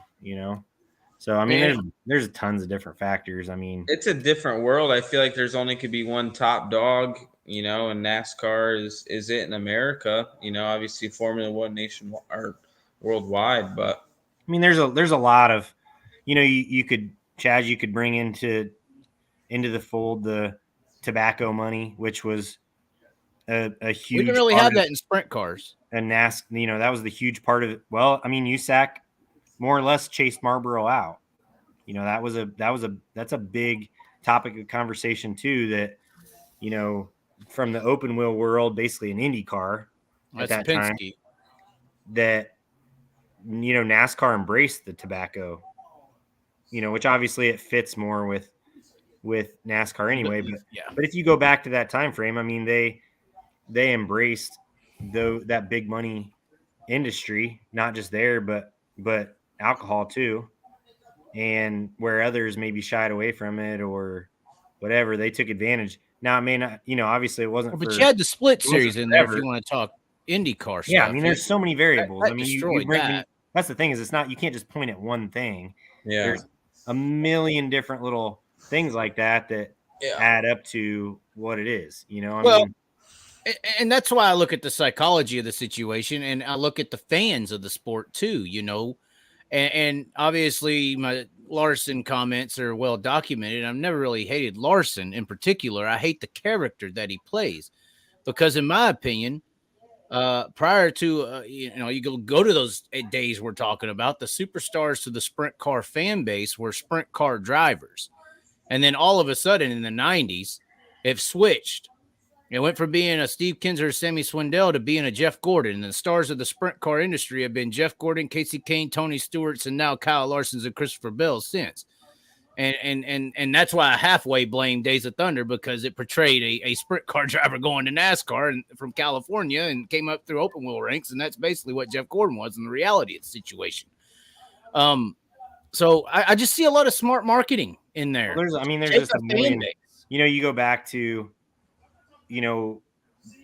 that crux of 1978 where USAC had 11 employees die in a plane crash, and that the World of Outlaws Illuminati would say blood sacrifice, but so I mean that's a major, when you take what is in essence the strongest or second strongest racing organization out there, and you cripple them for the next quite a few years. I mean, there was if I go back and look at the details of USAC in the aftermath of that, it was a huge hit to them. It's probably a miracle that they survived. They really only survived because of their affiliation with the Indy 500. Well, isn't that when CART kind of started rising? So you look at that moment, so that weakens racing in itself. There's just so many different variables that weigh. Well, CART was very strong in the 90s. I mean, Nigel Mansell literally left the Formula One series too, and you're in a sport that is not easily accessible, even in that time frame. It's not like they were driving the cars that you see on the street, or you could go to your local sporting goods store and buy a sprint car. You're also up against ball sports where I can literally drive to the Walmart 4 minutes away right now and get a football, and how much, it's that simple. So when you're up against that barrier itself, you're always working uphill. Which I do think that's a big part as to why the OEM manufacturers were okay with NASCAR taking over the American scene. I think in a grand scheme, Formula One was okay with NASCAR taking over the American scene because, I think international fans could watch Nigel Mansell drive a kart car because it was very similar to a Formula One car. They grew up watching those style vehicles. But I think as long as NASCAR's predominant motorsport was NASCAR, they were never going to be threatened internationally because international fans could never get into it. It's like a sprint car fan all of a sudden turning into a late model fan. It's just Right. two different styles. You're not Well, going I to be think threatened anymore. I think that was the bigger deal, and the OEM manufacturers loved it because all of a sudden, instead of trying to sell, Ford Tauruses and liking the Ford Indy car, you could literally like the Ford Taurus, of Dale Jarrett or I mean, whatever, Yeah. and buy the Ford Taurus. I think I it's just studied American. a lot of this stuff, so It's just American, right? NASCAR's America. Like to drink beer and party. Dale Earnhardt was very relatable. but Yeah, that's and not they- how it and they- always was. Though. And they care about the make of the car. I mean, they still do. People Yeah. care about that Formula there's a One Ford too, out right? there. Yeah, Like even in sprint car racing, there are people that still care, even though it's like inconsequential. That's an American thing of the brand of car matters, and that was a big part of their success for sure. it was a perfect storm. I think the money Perfect from storm. alcohol and tobacco and the rise of the economy, and I don't know, it just was a perfect storm. And NASCAR took advantage of it. They Yeah. definitely stole our damn fan base. Yeah, They well, built it. They I don't built know if a they new. stole They it. built a new icon of I think they built sprint their car own racing. while I think they built their own while the old hardcore racer fan base was phasing out. I don't think that one went to the other. I just think that it changed the icon of the sport because young drivers no longer wanted to be a 20-time World of Outlaw champion like a David Gravel. They wanted to be a NASCAR driver like Tony Stewart and Kyle Larson. but The goal of the sport of Yeah, the but they- drivers. You know, there were changed. never guys that wanted to be, until Steve Kinser became Steve Kinser. It's not like guys were striving to be that. They were trying to go through USAC to be able to run the Indy 500. That's so a fair statement. It was never really Steve a destination Kinser and until Sammy Steve- Swindell made the Outlaws, right? Like, yeah, I mean, like- until they made it a destination, it really wasn't. yeah, It was a hard lifestyle, really. Yeah, Well, but NASCAR also created a destination with Jeff Gordon for open wheel drivers. I mean, they And They they did played the make mines. I still say they played the mines because the fan base really attuned to Co Trickle all of a sudden. it was a great movie. It was a great movie. Movies moved the masses. Hey, nobody wanted a orange Toyota Supra or a black Dodge Charger really until Fast and Furious came out. Yeah, another great Everybody movie. wanted one then. How many wheels and exhausts and neon lights and nitrous Good for systems they business. sell? Exactly. Exactly. So when you attune what really moves people's minds, you could see all these pieces moving. Yeah, well, you got to know what people want to see, All right, we're lined up. A-Main's for the rolling future. out. We had to have some kind of talk for a 45-minute break on the track. Well, you've Brett. been dominating this conversation, so you're gonna have to, peter down now. All right. God, I've been Uncle trying to Bones carry it. I hammering ain't it. dominating. I'm carrying it. All right. So Larry South, he says, I'm from Knoxville, moved to Fargo 4 years ago. I love Knoxville racing, but the bull rings up here don't disappoint. Fargo's all right. River Cities is pretty good track. It puts on good racing, but I don't know. It's hard to compete with Knoxville. I feel like Knoxville is the top dog. They have the most consistently good racing, in my opinion, especially for a big track. Eldora is as well, but everybody, that's a big debate. Some people love the bull ring, some people like the big tracks, but that's the way it is. The best World of Outlaw sprint car race I think I see every year is at Hobstadt. Yeah. And that's that's nobody a wants to be slinger. there. Yeah. Well, I like it because you go in there and you take the wing out of the fact. You basically, when you put wing sprint cars on a short track, you add wing sprint car speed, but non-wing sprint car driving styles. Yeah, Yeah, like Hopstop. Wilmot. It's almost exactly the same. Yeah, Wilmot, David's honey hole. Yeah, Wilmot, same way. Yeah, that's a real great. Wilmot's a very underrated racetrack, in my opinion. I got one for you, Spridge. Joey Carr says, Spridge, love to hear your thoughts on Corey Day. He's bad fast out here in California. Mm. Yeah, I mean, he's good. He's a stud. Why isn't he in the? Is he in the Chili Bowl? Is he Yeah, in the he's car? driving for Matt Wood. He's driving the Okay. car Moles ran last year, I believe. Okay, So it's the good 07? car. He's really good. I liked his dad. I remember being at the Hoosier 100, and I thought his dad was going to win. and then it started raining, and they called the race. 39 laps complete. Donnie Beechler got the win. I thought Ronnie Day was going to win, and I just Yeah. liked it because I'd never seen Ronnie Day race before. He was from California. Well, Thought it was going cool. green. Uncle Bones too says American Sports Cavalcade, World of Outlaw. Don't know what that means, but That's what they I were think we on don't know what TV back in cavalcade the day. means. okay. Yeah, that was the TV Okay. coverage back in the day. All right. Let's see who's got the Whoa. car here. Oh, Pursley, look out! He's sending it. I mean, I think the cooler story. Look at Buddy crowded him. Nice. Oh, he spun it out. Yeah, I was trying to be quiet. I could tell y'all were behind me, but Oh my God. Is he getting that special? I just took out some good cars. That took out the Well, 3-cylinder. Nida's right front's Nida. done. Yeah. And Bowman. Damn. So Pursley, Bowman. I knew Gordon Percy and was Nada. he was over rotating on lap one Yeah. there, driving hard on the top. Just fired up. Nerves. You got to Man, think I- about it. This is a guy who broke his back, or you know, I mean, Spinal cord. I mean, he had a spinal cord injury. Yeah. yeah. So I mean, you're really your first national kind of big time scene race back, and you're on the Tough, like, outside front you row. look at that, even in the earlier races, like Buddy isn't having to try. Yeah, Mm, but Buddy just he's riding. he was fine with running second in both of those races. Yeah, he was perfectly fine with that pace. He knew he was good. That's Yeah. where so many people get confused by the passing points. And, you know, that's where a guy like him, not only does he have the speed, but he knows what he's got to do. You know, Yeah. I don't have to go crazy and do something stupid. I can just get myself to where I want to be. Now, something that's funny here is if they I don't know how they're going to move or reshuffle this lineup, but if they take Pursley, Bowman, and Borden out, that is going to move Spencer Baston up to the outside of the third row.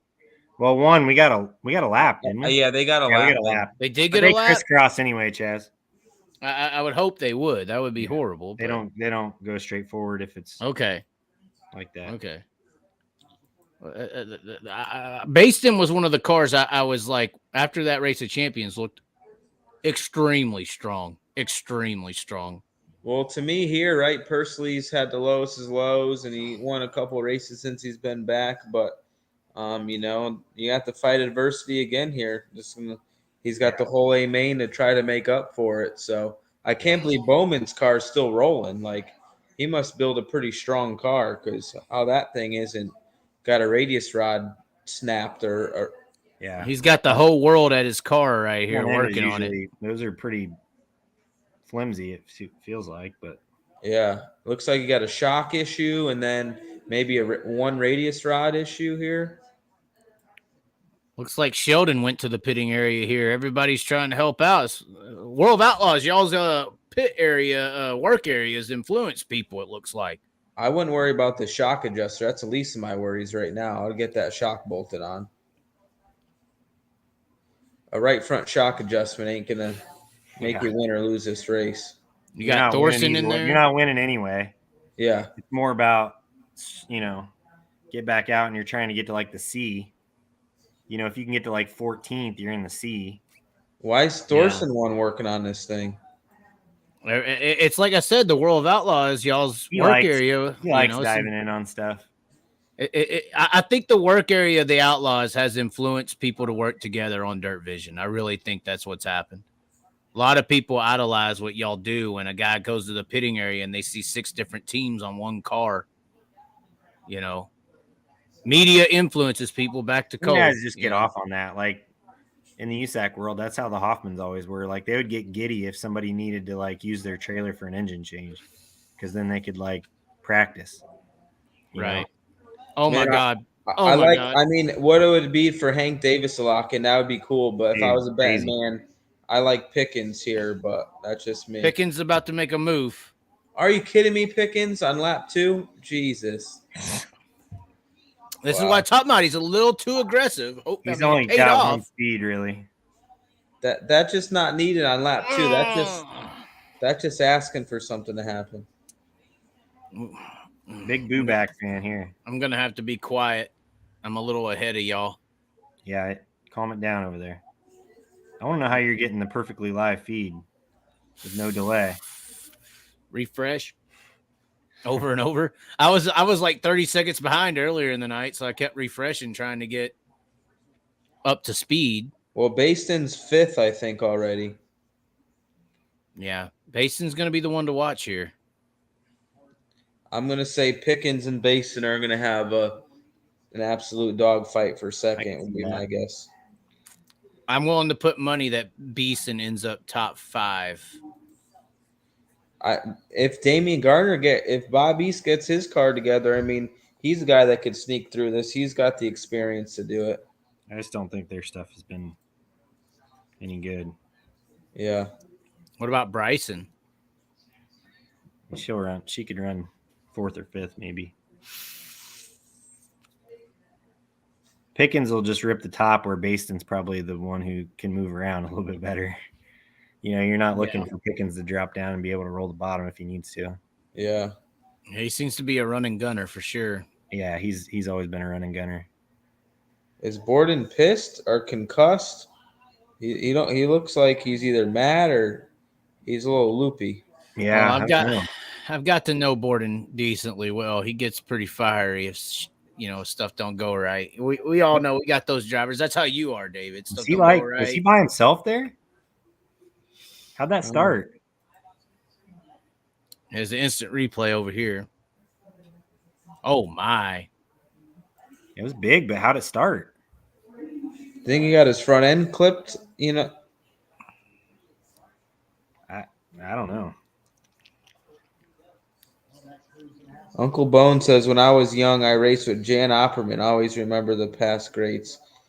It's hard for me to know or remember the past greats if I've never seen him race, but I know Jan Opperman was a legend. I think he had some crazy hair or some crazy beard or chops on the side. He was a very unique looking guy, but I know he was a really good driver. Well, I always remember him, the stories of him getting like his face smashed in, because back then they just wore like the scarves or whatever. It's like an iconic photo of him winning at Eldora when he got his face smashed. Would you ever get in a sprint car without a face shield? Would you do open face, David? Well, those guys didn't know any difference in the freaking 60s and shit. Hey, man, I when I was going to race, I almost bought the open face helmet just for shits and giggles. Yeah. Just to be that guy. Wasn't it Kevin Olson that used to run the open face here recently at Chili Bowl? Chili Bowl, yeah. Yeah, he would still do that. Yeah, to me, what's the point of risking your life for your face? Because you're a badass, David. Well, I'm not a badass. Oh, come on. But honestly, that's the only point, right? I mean, the only point to run open face is to say I'm cooler than you, right? I mean, what else? I mean, I say the same thing about people that don't run rock screens. I think you're an absolute idiot if you don't run a rock screen. That is pretty dumb. Going green. All right, if you guys are watching, please subscribe to the channel. Give this stream a thumbs up. Eggs out of the chat. Give it a thumbs up. Where are the cars on y'all's screen right now? Coming off. We're going in the 3 right now. I'm going into 3. Coming off of 4 right now. Am I ahead now? Yeah, I refreshed it to try to back up. I didn't want to know. You're a little ahead, I think. Okay. They're down the backstretch. Leaders down the backstretch. Same here. The live feed on the StreamYard's entering 3 with the camera coming off of 4 right now on the stream. Man, they didn't put much bottom on this racetrack. There's like no bottom. Oh, Pickens. Oh, you told us soon. Damn it. Sorry. It's all right. It's all right. I was looking for it. What's he thinking here? This looks like it was all by himself. I don't know. Running gunner. Car might be okay. I can't believe it, but Alex Bowman is already tweeting. Yes. He's already tweeting, yes. He said, sure could have used a push to the work area. Am indeed not going streaking tonight. He didn't get Pickens here, did he? I don't know. He could have.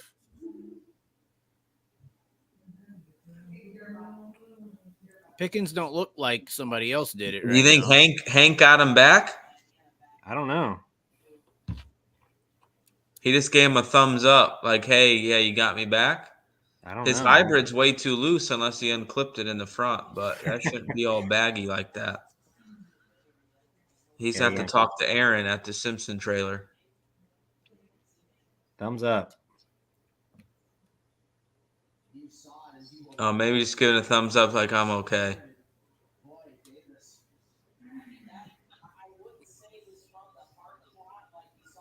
Oh, Hank must have got him. Are we gonna get to see it?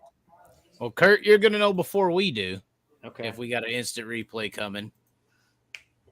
The car looks okay. Why? What is it? Just what's up here? Left rear and front ends rolling. Yeah, I don't get that. Why would you walk from your car? Is it? Oh wait, is it bent up? Oh, we got an instant replay. Up, Yeah, not up.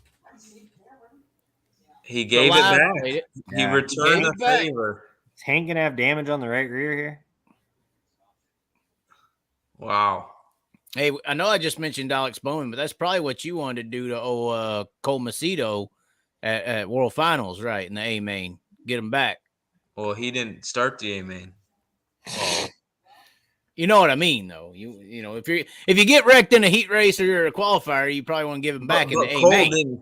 Cole didn't crash me. He I know. crashed and I got I know. collected. You know that was deliberate there. I mean, now that all the signs are here. Bason's locking in here. I mean, he's been fast. It just opened right up for him. I mean, he went from whatever 12th or 14th to 4th with probably only passing 2 or 3 cars. Yeah, he started 12th on the I think field. he passed Kaylee and Booback, and that was it.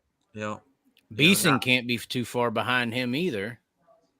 I think that bottom is gonna. Wow, Oh! there's a lot of rude stuff here. Yeah. Hey, that's how you got to be at the Chili Bowl. You got to race aggressive. I mean, I guess. But sometimes the guy gets back to you and junks you. And Well, Yeah, yeah. Hank Davis Ask Hank knows. David. Yeah. He's got he don't have short-term memory loss. Look at Hank. Hank's ripping. I'm telling, this car is good. This car is a main winning car. Saturday, this car he's in. Timmy was really good last year. Yes, he was. Especially as it gets like this, where it's getting wide and it's not like curbing up. It's just kind of It's gonna curve. It's gonna get on the wall here on shortly. the wall. Yeah. Yeah. But he Well, might that be means able somebody might tote the bottom. Timmy was I good get- on the bottom when it did that. I guarantee one of the top 3 are gonna biff it on the curb here in this race. Damon. I have a Jesus. feeling. Oh, Whoa, buddy. whoa! Oh, he's done. He's done. What just happened? Oh, wow. He probably clipped the left front on trying to go around him. What was he thinking? What was he doing? Oh my God! Just Were they late. late? He With must have yellow? saw it late. He must have saw it late. What in the world? Wow! Talk get him about a right there. spin. If they get him right there, they could get this back out. There goes my pool. If he's the first one that gets pulled off. There goes a lot of pulls. A lot of Jesus. pulls. I want to see the replay. Was Buddy not looking? Do you think he's looking at the screen? I don't know. Possible. We're gonna See, have to do some. we're gonna Rich see some says look here. Street Right Outlaws made a mint on TV. Need to start a dirt outlaw program following the Outlaws. Yeah, but TV isn't where it's at anymore. Yeah, it's just different. You got to do a. Well, you gotta do Street a Outlaws documentary still is series. on TV, and they've blossomed to more TV shows off of that. But yeah, Buddy's done. That's got the shock. There ain't no way they're changing this front end. They have a guaranteed minute in the work area, so I think he's more in the minute here, unless he gets Damien's got to be Well, pushed. they're If Pursley's already pushed, Damien's got to be pushed, I would think. Really? Oh, they're not even going to get to the work area. I think in this situation, since it is Keith Coons Motorsports, you might have a little bending of this time. You know Well, that I'm not joking. They got the axle ready. You may have a little bending of the time here. This is Brad Sweet going to the pit. This is David Gravel going, in the work area. No, right here. They're Brad going got bending that extra time this year. for you. Yeah, I know that was the theory. Yeah. No They- way in hell. There ain't no way. They're going to need – so, Spridge, what's the ruling here? If they go green and don't finish a lap, could they still go They back can- out? They can get back out if they don't finish. It's got to the be a lap. caution, right? Yeah. Here we go. They're going to give us a replay. Man, this Yeah, is you're way about late. you're about 3 or 4 seconds ahead of me and Gravel, I think. Yeah, this is way delayed. He should He have just never clipped been he up just there. clipped the left front. He just clipped No, it. I know, but he should have never been high. No, he shouldn't have been up there. Like, look at Hank. Hank He almost knew acts that. like he didn't see Damien's car up there. Like he only thought it No. was one car. Yeah. Maybe the receiver was late. Maybe it was. Yeah, but Hank Davis knew, and he was behind him. Yeah, but Hank Davis was already 6 car lengths behind. It's a little bit of a difference. I mean, Wow, unbelievable. they better hurry. They don't even have the axle out yet. No, They're not going for the axle. They're not going to change it. They're just trying to repair it, looks like. No, the axle's got to go out. It's folded Yeah. back on both sides. Yeah, there's no way in hell. Well, They the can't guy get. on the what's going on here? The guy on the left front looks like he's going for repair, and the guys on the right are trying to rip it out. I think they're trying to get shit out of the way, trying to get radius rods out of there, and Well, take the tire off. Well, no, they want to pull it out that way, but there's something holding it up. Oh man, this is crazy. surely they've got to be ready to go back. They're about to get that Brad Sweet treatment. They are guaranteed they're going to get that Brad Sweet treatment. I know you can't get Yeah, like like the that. radius rod or Pittman arm on the left side. Like, yeah. Wow. Oh my, this changed everything right here. Wow. Does Hank Davis lock it in? I say he's got a good chance. How the hell is Cameron Key in third? Wow. Crazy. Like, this is where not having a lot of big names, right? Now you only have one changes or everything. two. You take Buddy off the top and Pickens out of there too. Yeah. It opens wide up. Those are two winning cars, and Pickens and Kofoid gone. Avedizian and Beeson. It's kind of a blessing that Basin wasn't very good early. Yeah. Got he himself didn't buried want to be up coming out front. of it. It's just ring around the top too. Yeah, it is. I still say some people up front are going to crash when that curb builds up against that wall. It's going to get nasty. And people are going to start throwing crazy sliders. We're going to be seeing some flips here in this one. Usually, I would It's say about it's about 3 laps away. Well, if somebody does go to the bottom at Look say at lap 10, Kaylee about flipped there already. I feel like Chad's stuff is usually on the verge on a curb. there we go. We're going to have some reds here. Oh yeah, there's going to be some wreck cars. I'll tell you what, I think that since everybody is ripping the top, come lap 10 or 8, 10 to 10, probably lap 10 to 6, that bottom will be usable. And that is where Beeson is really good. So, and obviously at the bottom, you got a couple guys, like Key is a bottom feeder, Bubak's a bottom feeder. Damien, I would say maybe, and Jordan Kinzer's a bottom feeder. Chance Crum's a bottom. You got a lot of bottom feeders. McCready. Well, we all know the first one to try it is the one that's going to make up the ground and everybody's going to follow. So, there's going to be some shit. There's still 20 to go. And there's a lot more wrecks to come. I mean, especially on these restarts. These restarts are hectic. I'll be right back. Me too. You're alone. No, I'm just playing, Kurt. I like that you know history. Some people don't study the sport's history. They only know last 5 years or 2 or 20. If you don't know 30 or 40, you don't know. It's kind of like if you don't know history, you'll repeat yourself. Right. So it's important to know how things have built and got to where they are today. So.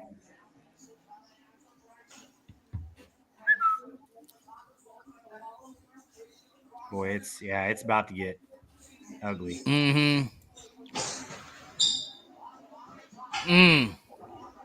Oh, wow. When Beeson's getting a little dirty, it's getting crazy. I think you almost have to do something to break the momentum, The bottom's slowly coming in back here. Look at Dom down there making it work. If anybody will, that'll be a guy to do it. Whoa, Kaylee. Jesus. Yeah. Wow.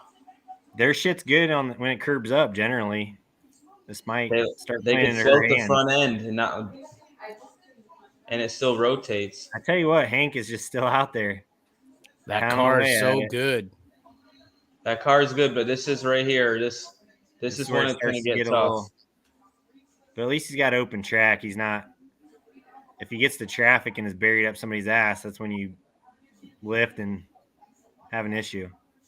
Well, halfway home. Oh, just we got one flipped on the curb. Boo back. Boo back. Oh, that Damn. sucks.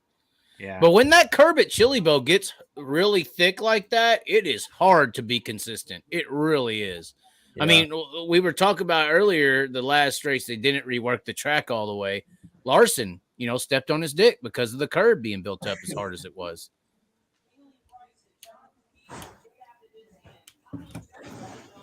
I think we got a little break time, just a little. I just had an interesting tweet. They said after, like, Damian getting sent to the tail earlier tonight, why wouldn't Hank Davis have been sent to the tail when he crashed Pickens? Guys, I don't know if you guys have been able to see it, but I've been able to see it from right here at the inside of turn number 3. There's been a lot of guys struggling off of turn number 2. We just saw it there with Booback, with Jonathan Beeson hitting the outside wall a couple of times off of turn number 2. Hank Davis made a mistake off of turn 2. I don't know if there's something over there. It's a lot of stuff, but that outside of turn number 2 has got a lot of guys here about the midpoint of this race. Clayton, you're the racetrack expert. You're a driver. It's just really hard. There's so much speed that you don't want to. You get to turn 2, and all of a sudden you got to go straight. And you get a hurry. All of a sudden, Happy birthday, Kurt. Happy birthday. He's on here. Hey, thanks. Hey, Dave, I was telling him happy birthday. I didn't even know it was his birthday. That's really bad on me, but what was the tweet, Spridge? I'm sorry, I heard it from a distance. Something about if they put Damian to the tail earlier for crashing Lynch, why wouldn't they put Hank Davis to the tail when he crashed Pickens? Yep. See, that's why you can't be making calls on stuff like Tough that. one, man. Oh, Spencer, Jesus. Spencer, just breathe here. I don't think you need to be throwing bombs. Ah, man, it's tough. Hank Davis, this is his life right here. Yeah. Are you going to protect Hank? No? Then you start letting other people get in. Yep. Oh, Jade. Jade. Yeah, people can stick their nose in when you're jacking around. That's all Spencer's fault right there for throwing bombs. And then she's going to mess up. Yep, there it is. Kyle Jones. I got He's him. good. Texas race car driver. I know him for a long time. I got Kyle Jones, but Buddy destroyed me for tonight. But yeah, Buddy. Yeah, but you got to figure most people had Buddy. I mean, he was probably the overwhelming pick. Well, no, for my style, you pick the guy and then he's gone in your house. Yeah. Wow. He was Buddy was 41% on Dirt Draft, the number 1 overall. Yeah, for sure. Basin just got to breathe here. I know he wants to, he's got to, right here, he's just wasting time. Now he cleared him. Oh. I'll tell you what, I'm halfway on, females making a name for themselves on merit. This Abadesian is really building her merit. Man, she is good. She's good. I mean, she's still like a little girl, and right. Her just knack for being able to race is pretty good for as young as she is.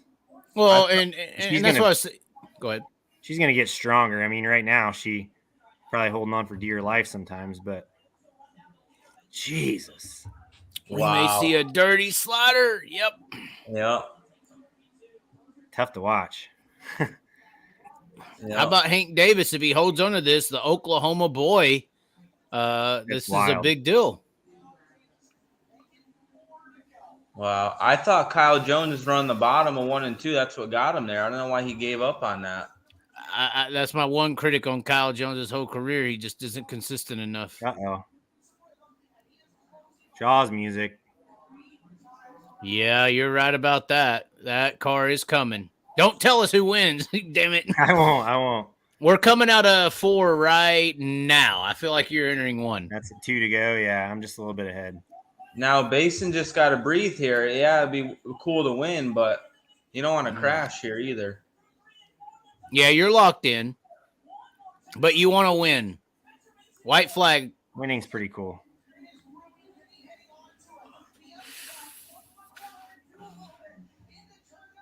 Oh.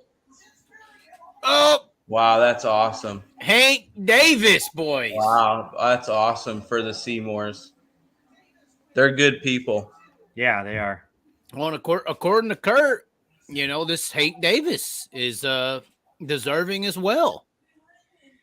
I forget what happened. He had some health problems and earlier this year, and he was in the hospital for a little bit. I forget what happened, but he kind of gone back to just racing locally in the sprint car, like 305 stuff. Sooner, well, ASC.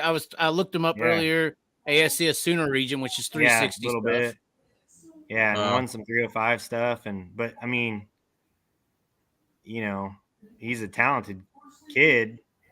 He looks so skinny now. He always was kind of like a pudgy teenager. Really? Yeah, but I forget what health issue he had where he was in the hospital for a little bit. Well, this is another benefit. Where's he from? He's from down there. Oh, wow. This is one of those benefits, though, from those big names not being here, like a Larson or a Bell or even a Courtney. I mean, this is crazy here. I mean, there hasn't been an upset like this since Travis Berryhill. Yeah. Right. Bottom. Right. Yeah. Yeah, that's what I mean. The wife. I think he got married. He's only like 20. Oh, wow. Yeah, but he just got married. That's how they do it in the South, Yeah. Yeah, I feel like the depth is gone where you only got one or maybe 2 top-notch guys. Slammers, yeah. You don't have Kevin anymore, and you don't have Sammy, right? Like Sammy isn't what he used to be, and then you take all the people that aren't here anymore this year. I do think the 39 will be really good this week. I think CV will be very good. He looked awesome in the race. I was telling David earlier, based on that Race of Champions, I was watching that car, man, and it looked like it could go anywhere it wanted to and just launched. Like, I almost want to pick CV to win the whole damn thing, honestly. Yeah. That I'm car looked that out of here so I can hear this interview. Yep. No problem. You could turn it up. I mean, we could hear it a little bit on here. I mean, it's all good. We won't check you guys later. All right, Spridge. Thanks for coming on. All right. See ya. Let's talk to you. Now you're left with me. That's depressing, David. Yeah, well, we'll just listen to these interviews and then we'll close it out.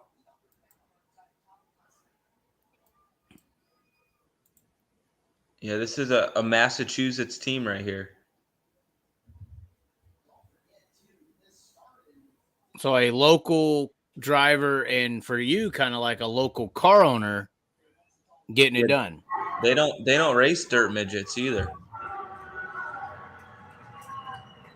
Okay, I'm gonna say it. This is the Tyler Carpenter of the Chili Bowl. It looks like it. You know what I'm saying? That's the Tyler Carpenter of the Chili Bowl right there. Spencer Basic from the 12th spot. Clovis, California. Jade Avanesian from the 9th spot. All right, lower that down. Yeah, don't get us canceled.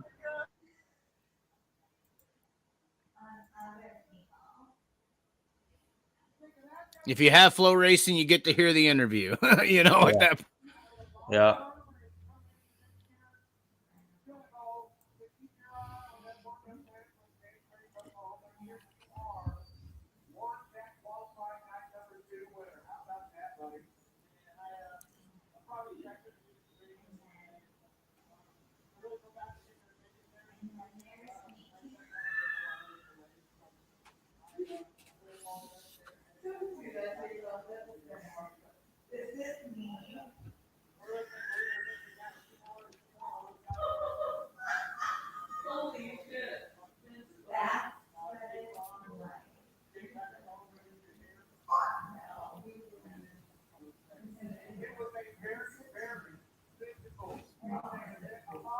Yeah, that curb got pretty gnarly. Yeah. 1 and 2 got real technical. How about 2 girls though, Jade and Kaylee? Man, they both had great races. Yeah. Avedisian, extremely impressive. Yeah.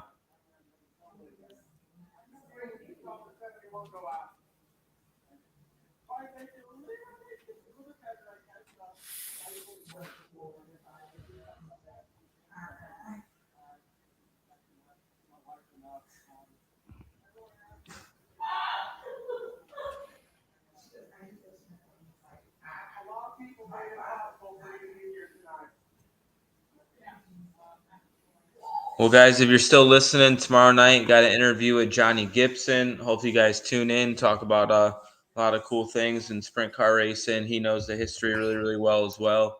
I might maybe tune in here and watch the race.